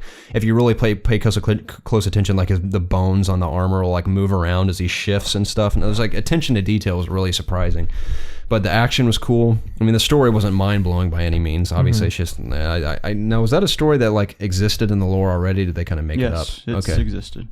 So, I was intrigued by it. The story was all over the place. Yeah, it was. Now, the story kind of jumped around a lot. Like, you've probably heard people say the pacing's a little off, but... and the main character, the human guy, didn't blow my mind. He wasn't very captivating, but he was cool in the sense that he was just, like, your generic action star in the movie, just fighting guys, but... The orcs were cool, definitely the coolest part. But overall, I told Jacob when we left the movie, I was like, that wasn't the best movie I've ever seen by any means, but I was entertained enough to where I would watch a sequel if they made one. So it was pretty cool. So you liked it? Yeah, I liked it. It was okay. I mean, just like he says, obviously, it's the best thing I've ever seen. Yeah, it's not the redemption that video game movies need to continue. We're still going to hope that Assassin's Creed may or may not Let's hope. turn the tables with that. But I just enjoyed it for the fact that it was a movie kind of made for someone like me that has played the game before and knows everything, almost everything about the universe. So right, I thought it was pretty cool. So at the very least, it was way better than most video game movies that have been made. Nice. Yeah, we just talked about a lot of video game movies. Yeah, it's not even about Ubisoft anymore. Yeah. No. It was a fun topic, though. I'm not even going to read this article because it's just, I can sum it up in like a few sentences. Nintendo filed another patent for a handheld. Did you see it? Yes. You got rid of my timer. Did I? Oh, hold on. I got you right here. One sec. There you go. It looks like the 3DS, but without the top screen. Yeah, it does. Exactly. Pretty much that's what it is. Now, let's hope this isn't real because there's no other stick. Like we can't be putting out handhelds now without two sticks. Like, that was the first thing I noticed. I was like, yeah. But no, apparently, I mean, obviously, this is like not unconfirmed still, but the big rumors still with the NX, like, oh, it's going to be a hybrid between console and handheld. And I don't know how that's going to work unless they have just this technology that you can like take console quality games with you everywhere. Like, I don't even think. Okay, let me lay this out in a correct way. I'm trying to think how to say this. All right. The NX is supposed to be more powerful than the PlayStation 4 and Xbox One currently. And if it's not, that's going to be a disappointment because it's coming out like 3 or 4 years after these consoles have released. So how are they going to make a handheld console that's going to be able to play these games that are more powerful than PlayStation 4 and Xbox One, on the go? Right. So I feel like for that to work, for them to like coincide with each other, it's the console itself isn't going to be as powerful as PlayStation 4 unless they have this technology that can allow them to just make this handheld that is just like aliens. Yes, or something like that. That's just ridiculously powerful. I keep smacking this thing. That it's way more powerful than like any handheld we know of or that's ever existed or something like that. So that's just my skepticism with this rumor about that. So yeah, it's still like bizarre to me too that they keep saying over and over again. It's like, this will not entirely replace Wii U. It's just a new way to experience games. Like, what does that mean? That's what they keep saying. They're about saying NX. That is a quote. I can't remember who quoted it, but I've seen that on multiple articles. Really? They say this is not meant to fully replace Wii U. It is just a new way to play games. That's what they have said. I haven't seen that. That's interesting. Yeah, that actually might be in this article. Let me see if it's in here. Yeah, it says Tatsumi Kishimisha, how do you say that? Do you know that name? Tatsumi, I'll just go with that. Has said it will offer a, quote, new way of playing games and won't be a pure replacement for the Wii U. The NX. The NX. What the heck? Yep. They need to drop the NX. Like, they just need to... I'm not the NX, the Wii U. Like a hot potato. That's what makes me think it's like, Yeah. is it gonna? Well, I guess we'll find out when the time comes. But will it be worse? They can't possibly be like supporting the Wii U when the NX is out. It's like Like, give up on it. Let the Wii go. Just let it go. I mean, I'm sure you heard about them saying, and I meant when I said drop it like a hot potato, I knew that was a stupid term. I was intentionally saying that, so I would never say it's a that. fun game, the hot It potato. is. I just wanted to clarify that. That's When is not hot in my potato a fun vernacular. Didn't you play like hot potato in preschool, but not with a literal potato? No, I didn't play. With I never hot played with potato. literal potato. No, We do it. We do it probably at work would've- sometimes. Did you? An actual hot potato? That's so That's funny. hilarious. For clarification, tell people where you work so I they used understand. actually yesterday was my last day. I worked at a barbecue restaurant. And we had baked potatoes. And Yeah. Played hot people would just potato. throw potatoes at each other. We'd fucking it's hot. We'd toss it to someone else. That is so funny. Like, hey, heads up. How does the game end? Like, does whoever holds it the I longest? don't know. Just I guess. someone eventually puts it back in the drawer or something. The drawer. Hey, didn't you say you like picked up like fries off the floor one time and threw them back in the fryer? I don't Or think someone so, did? No. I don't think so. I could have sworn you told me that like every now and then something would hit the floor. I'm sure and you'd be someone's like, oh, done that, it'll like, be fine in the fryer. So, if that's the case, did you also hear? Really quick side note that I read. I don't know who said it or something, but somebody, one of the financial guys at Nintendo, said that the Wii U was expected to sell over 100 million units. When? When did they say that? Yeah. Before the Wii U was released, Oh, really? Yeah. Now, how many is it sold? like 13 or 14. Yeah. So Holy not crap. even close. But if they want the Wii U to coincide with the NX, that's absolute bullcrap. Mm-hmm. That guy can't possibly be telling the truth because there's no way they're going to release this more powerful. If this thing is like able to play, Wii U's able to play the games and they're supposed to coincide with each other, then we don't even want the NX. Like, Maybe Wii U will be the PS4 to the PS4's Neo. That's what I'm saying. That's not what people want. People Exactly. want because the Wii U isn't even close to as powerful as PS4 and Xbox Mm-hmm. One. They want something even more powerful, and it should be more powerful because it's been years since they've had time to like develop this thing to be more powerful. Yeah. So, or at least like be up to par with the consoles that are out right now. I know they don't care about. I think Reggie, the president of Nintendo of America, said that he doesn't care. They don't care about the specs of everything. They just want to make great games. But like that's just the reality of games right now. Is you got to be like you've got to have tech that's like up there with like the competition and stuff. Because I mean the Wii U has great games. I mean Breath of the Wild's coming out to that thing. But like imagine what you could do with Breath of the Wild if you were doing that thing on a PlayStation 4 or an Xbox One or just a PC. Like it could be even better. So I don't think that's a very good excuse to be like, oh, we're all about the games and stuff. You're always going to get to a point where there's technical limitations where you need to improve on that. So if that's the case, if they don't want to completely replace the Wii U, which I'm pretty sure they've because nothing as far out as Breath of the Wild is even coming out for Wii U as far as we know. I don't know of any There's Nintendo some smaller game. games. There's like a Paper Mario game coming out. Past Is that the Color Splash one? Yeah. isn't that coming? Okay, that's coming out for Wii U. See, I thought that was coming out to 3DS. I don't Yeah. even know There's anything. nothing, like a big title for Yeah. Wii U before Zelda. That's interesting. Well, like I said, I think they just need to sweep the Wii U under the rug, pretend like that didn't exist, and Yeah. just start over with a new console that just everybody's going to be Like crazy the ugly over. duckling. Yeah, pretty much. But don't forget, it also says prior rumors suggest that Nintendo NX could be a console handheld hybrid device that may use cartridges instead of discs. Cartridges are fine because I've heard, like I said, I'm not tech savvy. I don't know anything about the ins and outs of technology, but I've heard that it can be read faster if they're in that If type you of give them a format. good blow, you're good to go. Yeah, That and rhymes. I think they're cheaper too than printing discs. Really? I know they used to not be. Like when the PlayStation 1 era, the Nintendo cartridges cost like I think substantially more than PlayStation on discs, but I think it's the opposite now in terms of Blu-rays and little SD cards or cartridge things. So I don't buy the handheld cross. I don't think that's real. I don't think they can do that, and I don't think they can do that well enough. Granted, I'm probably saying this now, and when it's revealed, it's going to be that exact thing, and it's going to be freaking awesome. I'm telling you, they can use the alien technology and get away with it. I mean, it's what I'm saying making sense. No, it like does, I don't yeah. see how they can make a handheld that can have their new console experience be able to take it with you. I just Maybe don't it'll see be how the they're dumbed going down to do version that. to take on the go with you. Yes, that I don't sounds know. lame to me. It does, yeah. Yeah. I don't even know why. Why That's can't you my just make opinion. almost like like the GameCube, just a modern day GameCube with that controller, because it's my favorite Nintendo controller ever, and just make it beautiful and amazing. Yeah. Because that's not innovating. They want to freaking innovate everything. They I can't felt just like make good Patrick games. right there. It's like, what does he say?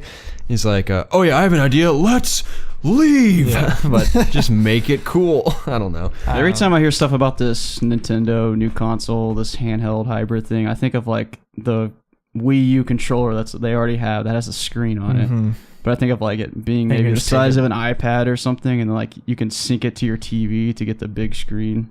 But there's no actual console. It's just this handheld console device thing that you take with you. They'd be out of their minds. But like you're saying, that it would not have enough power to do anything. It's just like I just wish Nintendo. They either need to just make just a really cool, just standard home console, or just go third party. Like just stop trying to reinvent the wheel. I mean, you did it. You got lucky with the Wii, really. I mean, Wii was a fine system, but that captivated everybody, even non-gamers. Like old people were playing that thing. You obviously thought you were going to reinvent the wheel with the Wii U, and everybody gave you a clear thumbs down on that thing because that thing just was a thud in the water. Like that thing didn't sell anything. Yeah. I mean, in terms 13 to 14 million units in the terms of consoles is nothing, especially in the how many years it's been out. Yeah. They just need to stick to they're good at making games. Just make a game console that just has a good controller and just make good games and get third party support. And if you can't do that, just go third party. So. Yeah, there's some people that would burn you at the stake for saying that. I know somebody already tried to burn me at the stake. Say, "Oh, Nintendo's a billionaire." I'm like, that has nothing to do with what I said. I'm not saying Nintendo's going to go bankrupt, but there's no point in a company to waste money making hardware that nobody's buying when they can just develop games for other. If you're like, I'm telling you, if you put a Mario game on the PlayStation 4 or Xbox, it would sell like mad. Look at the Pokemon Go. They put Pokemon on something. I mean, they're gonna make. Lord knows how much they're gonna make on Pokemon Go if they put a Mario game. You on heard that their shares rose by like 10%. Yeah, I read that too. Go. That's what I'm saying. Put out your products on platforms that already millions upon millions of people have, and look what happens. You're telling me if you put a Mario game on a phone or PlayStation or Xbox One and it's not going to sell millions upon millions of more copies. Massive success. Yeah, that's what I'm saying. I just think that's a smarter thing for them to do. Granted, I'm not saying I'm just going over my words, whatever. I've already made my point. No, you have. Yeah, exactly. I mean, I completely agree with you. I'm just re-saying that. I mean, none of us here, we grew up playing Nintendo. None of us are Nintendo fanboys, but we have always said, and especially recently, like, it makes total sense to go third party. Will they ever do it? I don't know. I'd like to see that. They're already going into phones, which is very... an obvious thing they should have done. So, like I said, if the NX follows the same fate as Wii U, there's just no point of them making another console. Yeah. I don't care if they're I don't see how that's a valid argument. They're billionaires, okay. Yeah. Nobody's saying they're going to make more billions. Go multi-platform. Yeah, that's what I'm saying. They're not. Nobody's saying they're going to go bankrupt. Yeah. So. Yeah. Yeah. It's an interesting situation that Nintendo's in. I mean, thankfully for their sake, Pokemon Go has been a huge success so far. And I'm sure the whole NX thing will come to fruition in the coming months, hopefully. They have to announce it before the turn of the year. Yeah, I mean, it's coming out in March. Yeah. But and to clarify, by the way, Patrick did not say let's leave. I think he said let's take the city and put it somewhere else or something. It's the episode where they're trying to move Bikini Bottom elsewhere and the giant worm falls on it. Well, he does say let's leave. He does at a point. When does he say that again? I can't remember. I think the episode where Sandy is hibernating, maybe. Okay. And they're stuck in her dome. Yeah, maybe that's it. I have an idea. Let's leave. It's a great episode. What does that have to do with this? I don't know. Because I was saying earlier, like, just make a good console, similar to Patrick saying, like, let's do this. It's just, obviously, it's way easier said than done. But let's talk about Pokemon Go, because Pokemon Go is huge. Everyone's playing it. We were playing it at the table before we even started. Did you do your instance thing you were talking about doing while we did the podcast? I did, but my battery's getting low, so I turned it off. It ran out prior to us starting. So. Okay, now to dig into this topic a bit before we start talking about our own experiences, I'm going to tell you a little story that's pretty interesting that happened to a Pokemon Go player just, I think, a couple days ago. This is pretty mind-blowing. Okay. This comes from Michael McWhirter of Polygon. Quote, a Pokemon Go player made an unexpected and unfortunate discovery while playing the augmented reality Pokemon game today. 19-year-old Shayla Wiggins of Riverton, Wyoming, says she found the body of an unidentified man while searching for Pokemon, according to a report from County 10. Wiggins says she found the body in the Big Wind River. She says she was, quote, trying to get a Pokemon from a natural water resource and discovered the body. The Fremont County Sheriff's Office said in a press release that the man's death appeared to be accidental and possibly the result of a drowning. There is no evidence at this time that that indicates foul play, Fremont County Undersheriff Ryan D. Lee said in a statement. The investigation is ongoing. Pokemon Go launched on Android and iOS devices earlier this week. The game, which was developed by Ingress creator Niantic Labs and the Pokemon Company, tasked players with visiting real-world locations to discover and capture Pokemon. The app warns players to, quote, be alert at all times and stay aware of their surroundings while playing.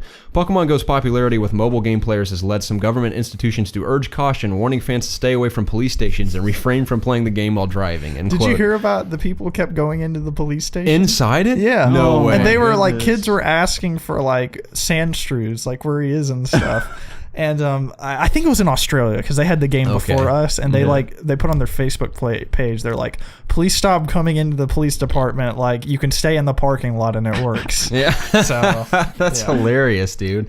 That's so funny. This girl discovered a dead body while playing Pokemon Go. The amazing things that can happen when a game takes you into the real world. Yeah. How much you want to bet this guy died inside the water trying to capture a Pokemon? A water Pokemon. Chances are pretty high because everyone on planet Earth seems to be playing this game right now. It's hilarious. Yeah. How are you guys feeling about it so far? It's fun. When I first started it, I was like, I don't want to leave, and I turned it off.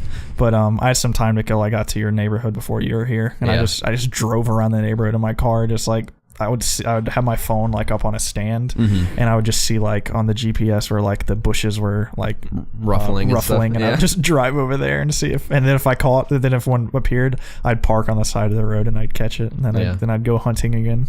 So I've been doing the same thing. Casey and I, because obviously the servers were struggling most of yesterday. And finally, when we were grocery shopping inside Publix, the servers came out. I was like, "Oh, Casey, sweet! There's a Pokemon around here." And on like the dairy aisle of Publix, I like clicked the little thing that makes the augmented reality come up, and it was I keep forgetting how to pronounce it. Is it Rattata? I've always said Rattata, but some people say Rattatat or something. Okay, so however you pronounce it, a little rat Pokemon, who I have like 6 of him now, appears in the Publix aisle. I was like, "Casey, look! It's a Rattata! It's in the middle of the aisle!" And we were all freaking out, and I like flicked a Pokeball and obviously captured it. Caught our first Pokemon in Publix, and then on the way home, we just you like immediately get this game gets its hooks into you immediately. So we're in the parking lot, and there's like another Rattata in the parking lot. So he was on the dash of my car, so I caught him. And then we were driving down the road, and Casey was holding my phone. She's like, "Oh my gosh, take a left here." We're like, sharp left into this like cemetery parking lot, and there's like another there's a, what is the bat one called again? Zubat was in there. And then Forsyth County News had a couple in their parking lot, and we were like both freaking out, taking all these turns. I've never been down these roads before capturing Pokemon. Yeah. And then the service crashed again on my way home. But the funniest experience I've had was last night on my way home from Evans, when you and I had both parted ways. Well, in my neighborhood, I'm going down the street, and all of a sudden I see like in the middle of a road is like where a Pokemon's gonna be. I'm like, holy crap, I have to stop. I stop, and thankfully it's like 2 a.m, so no one's on the road. So I stop in the middle of the road, and it pops up. There's a Jigglypuff on my dash. It was like awesome. So I'm like, I flick a Pokeball, miss, and like I've done it on my dash multiple times. So I'm like, I know how hard I need to flick it, but every time I flick it, it's like miss. 9 Pokeballs in, I'm still missing. I'm determined at this point. I was like, I'm gonna get you, Jigglypuff. Stupid Jigglypuff. Yeah, it's 2 o'clock in the morning. I get out of my car, throw my car in park, get out of the car. It's like pitch black outside, and Jigglypuff's just like in the street floating around. And I'm like flicking 15 Pokeballs at her, and I could never capture her. I was like, damn it! Did you even hit her?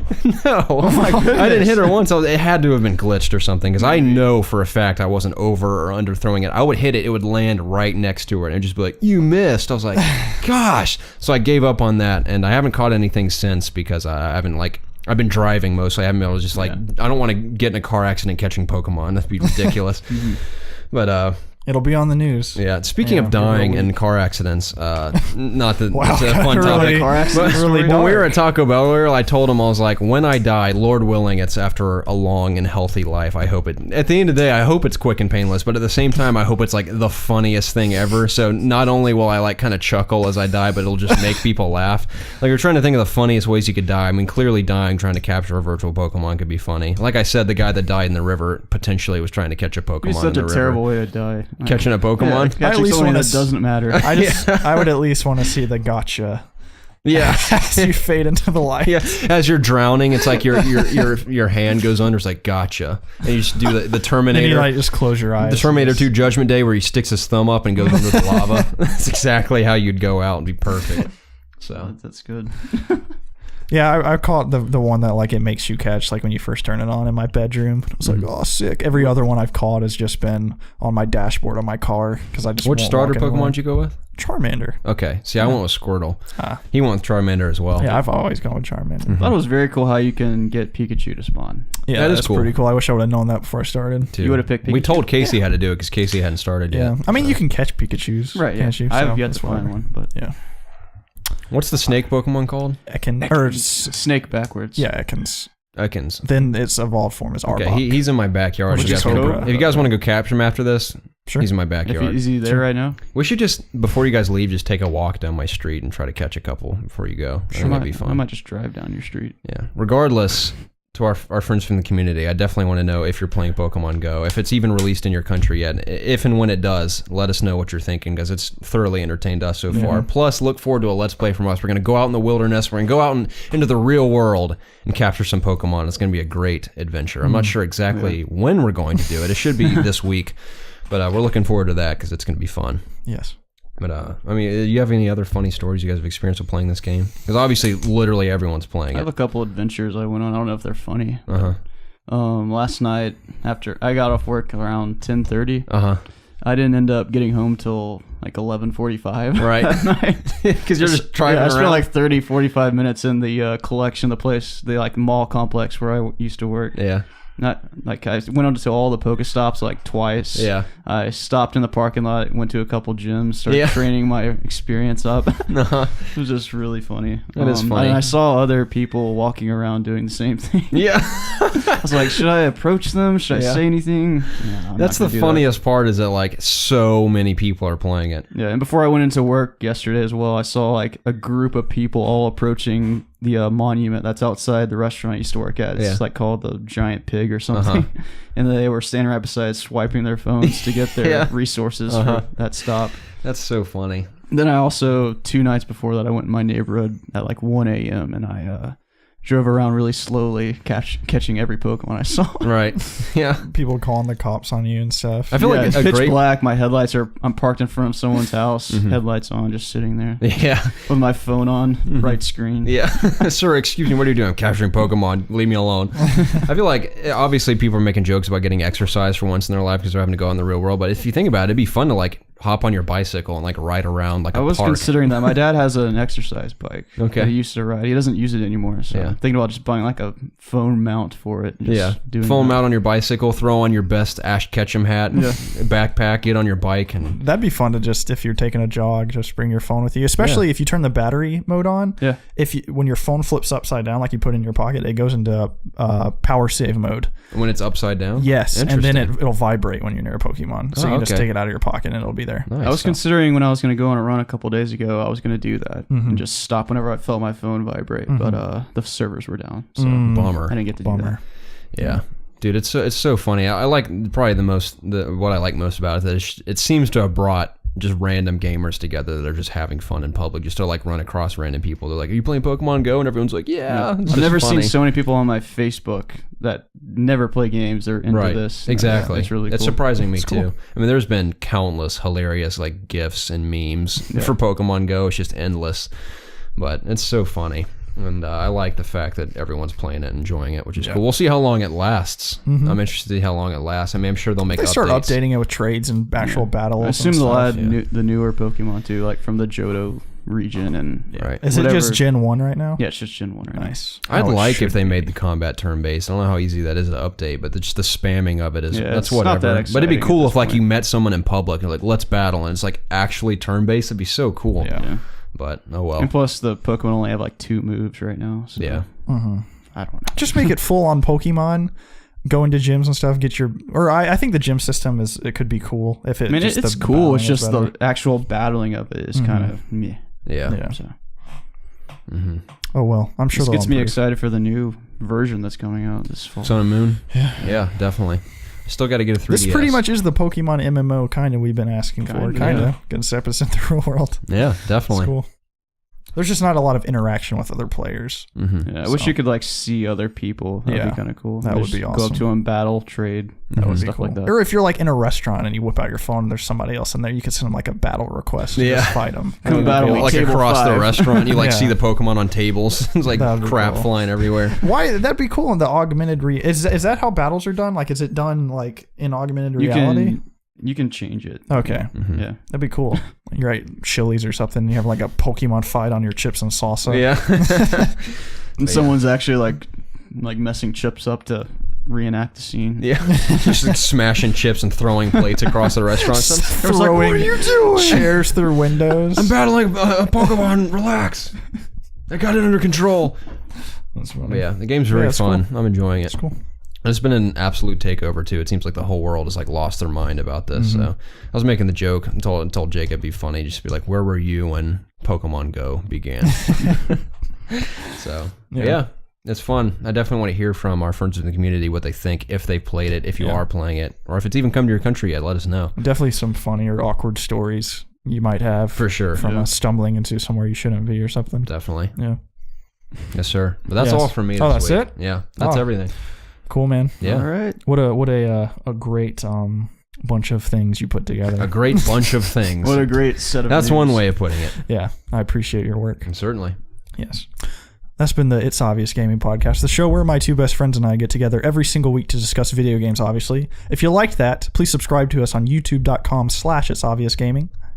Please subscribe to us on iTunes as well as Google Play. I said as well, and I thought I'd pause the sentence, but I was actually continuing. Okay. As well as Google Play, Spotify. Audio Boom. all your pod catching things.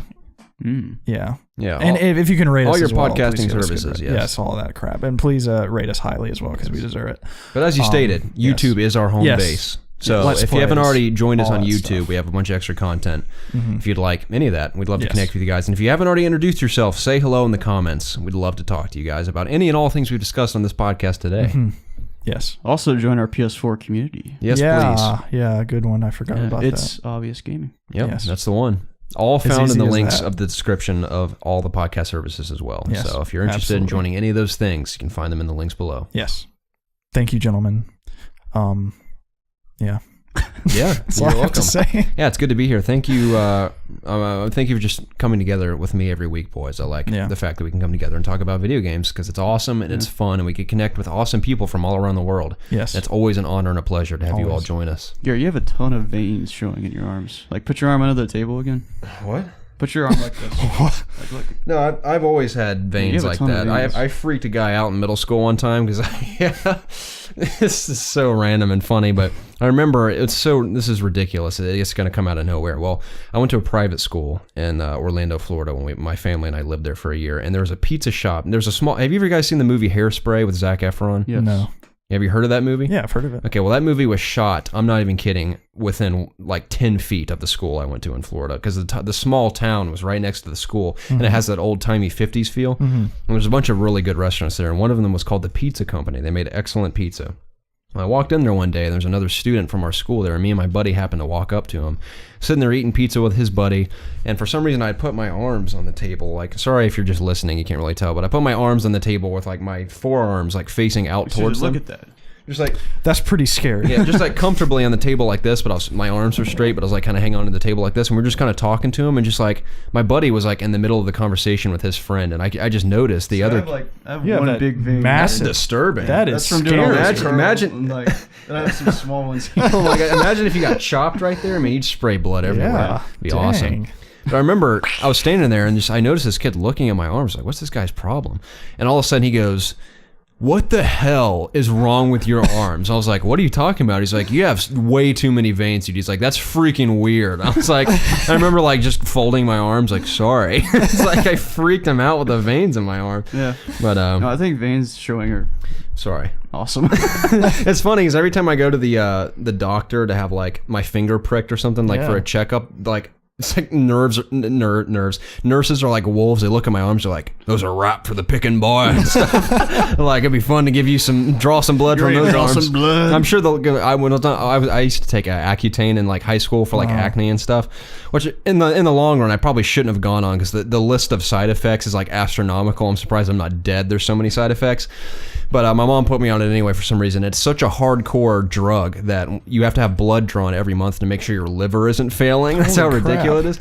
So I'd have to go every month to get my blood drawn, and like the lady would just have the greatest time drawing my blood. Like she would freak out. She's like, "Oh, you're back today, awesome." See, that's the worst when you're getting blood drawn, because as you can see, I have like. I can see yours right there. Yeah, there's one. Dude, you know what I hate? Where I hate being touched? What? Right there. Right there. Oh, it freaks me out. I don't like even being touched. I don't even like touching myself there. This is where I pleasure myself. Yeah, Oh, you and me wow. both. But I don't like it. It freaks me out so much, but that's why I kind of do like it at the same time. I had a nurse try to take my blood one time. It's only happened one time, and she like missed it like 5 times. Oh. So she was just like poking me like 5 times. She's like, gosh. "Oh, missed it. Oh, missed it." Honestly, I don't think I've ever had anyone stick a needle in my arm right here. Have you not? Never. No. You know what's funny is that it is not nearly as painful as you might think. Yeah. What, doesn't I'm hurt not at scared all? of needles. I'm just I mean, neither. That's the thing. Like, if you get a shot in an arm, it's whatever. But I would always see, as a child, I would see my mom getting blood drawn or a shot in her arm right there, and I always used to think, I'm like, that's disturbing. Yeah, But I it didn't is a get. sensitive place. Yeah, I didn't get a shot or blood drawn there until I was on Accutane, like I said, and it would surprise you at how little you feel anything. So I guess because the skin's so thin right I've there. had numerous shots in my anus and Okay. my toe. Yeah. Your toe. My toe. That was the worst pain ever as a shot. That's in when my you dropped toe. the 360 on your toe, Yes. right? I dropped a Xbox 360 on my toe, trying to get it repaired. I had, Yeah. had it in its box, and I picked it up. It was upside down. It fell off, hit my toe. I took my sock off. I don't know if I've told this story before. My entire toenail was purple. Was this at the apartment? Freaked out. No. This was I was like a sophomore. Oh, I in high remember school. this. I I remember hate this. anything that has to do with nails. It coming hurt off. so So bad. gross. Like I was playing BioShock around the same time too. So every time I think of BioShock, I think of my toe That's hurting. unfortunate. So I was in like the second area of BioShock with all like the plants and stuff, and I Yeah. remember just going like, "Ugh," like my toe hurts so bad. Yeah. My Spoilers mom for was, BioShock. yeah, sorry man. So finally my mom was like, "I'm taking you to the doctor. Like this is gonna be fixed." So I went to the doctor. They numbed my toe by sticking a needle in it. Ugh. Holy crap! It hurts so bad. A needle going into your big toe. I can't even because it was just like imagine. right to the bone. Oh, Hurt gosh. so bad. This is disturbing. Drilled a hole in my toenail. Yeah. Blood went flying everywhere, dude. Best feeling ever. It was like there was all this pressure on my toe, and it was Yeah. just released, and I immediately felt just amazing after This is that. effed up. And occasionally my tonsils get swollen, inflamed, and I have to get a steroid shot. They stick Okay. it in my bum. Nice. And, How do those feel? It's not the worst thing ever. I feel like that'd be kind of enjoyable. I wouldn't say enjoyable. It's really meaty back there. Yeah. So yeah. Oh yeah. Yeah. A nice shot in the ass. Yeah. Drop your Typically britches, son. That's It's hilarious. always a very attractive nurse that does it. Oh, really? So that's good, I guess. You like what you see? Yeah. That's hilarious. It kind of reminds me of Mystique in X2, where she gives that guy a shot in the ass in the Oh, the yeah. stall. So that's is that what it was like? Put metal in. Yeah, she like him. knocks you yeah. out and then sticks a needle in your butt. Yeah, pretty much. Nice. I imagine that's exactly how it'd go every time. Yeah. Oh, there's an attractive nurse that did my toe too. She was trying to like keep my mind off it, asking me like, "So what kind of games do you play?" And I was thinking like, "Oh, I got to think of something like cool." Oh, 'cause Madden. That's exactly what I said. I was like, I got to make this hot chick think I'm like manly. I so play I'm like, Madden and also check NFL stats on my phone at the same time. It was like Madden and Call of Duty, like Yeah. the most bro stuff ever. So Dude, that's funny. Yeah. Speaking of attractive nurses that screw things up, well, your nurses seem to have done fine, but this is the last story I'll tell today. It's like a medical thing. So when I was in 7th grade, I had to get braces on for the first time. It was in Orlando, Florida, at a very nice dentist office that, believe it or not, was a mile from Shaquille O'Neal's house. Because he owned a house in Orlando because he used to play for the Magic. And he would- lives here now. Yes, he does because Yeah. he's on like the TNT stuff. Yeah. But he was regularly seen in Orlando, Florida, and we saw him twice, I think, when we lived there, just randomly in public. Massive man. Yeah, he and Dwight Howard as well. Absolutely Speaking of massive. Dwight Howard, did you hear Dwight Howard's coming he's to the on the Hawks? Hawks. Yeah. That is awesome. That is awesome. Another That's really cool. Orlando man. Yep. But anyway, that's besides the point. We went to this orthodontist, and I had to get molds taken for my braces, obviously. Now, molds are not Awful. fun. Now, if the nurse or the whatever you call him, the dental assistant, does it correctly, it still sucks, but you get it over with, you're done. Well, this nurse must have been the intern. Gorgeous girl, absolutely beautiful. I'll never forget. She was very beautiful, but it was in middle school, so I was just enthralled with this girl. So, they do the molds. They squirt all the mushy stuff into the mouthpiece and stick it in. You bite down, it just fills up your entire mouth. I always felt like I was gonna gag. On Exactly. That. Well, I immediately gag. She didn't have me sit the correct way. She must have overlooked the fact that if you sit a certain way, it's not going to go down your throat. But I was laying back. I'm sorry, I wasn't on my mic. I was laying back like as if you would lay in bed, essentially.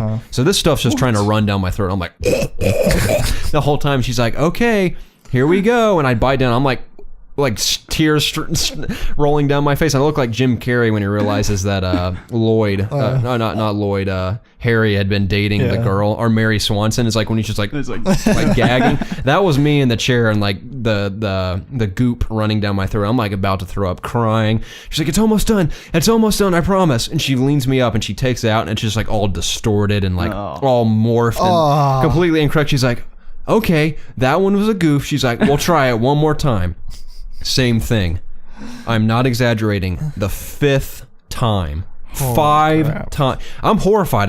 Because I thought this was normal. I thought you had to do it 5 times. No one told me this is a one and done thing. The 5th time, I'm still gagging and crying. And she's like, I'm going to go get the other nurse to help me with this. Calls in the senior dental assistant. She nails it on the first try. And I was leaning up. I didn't have a single problem the entire time. And then I realized this beautiful dental assistant girl She's trying to kill you. has no clue what she's doing. And she might have wanted me to die.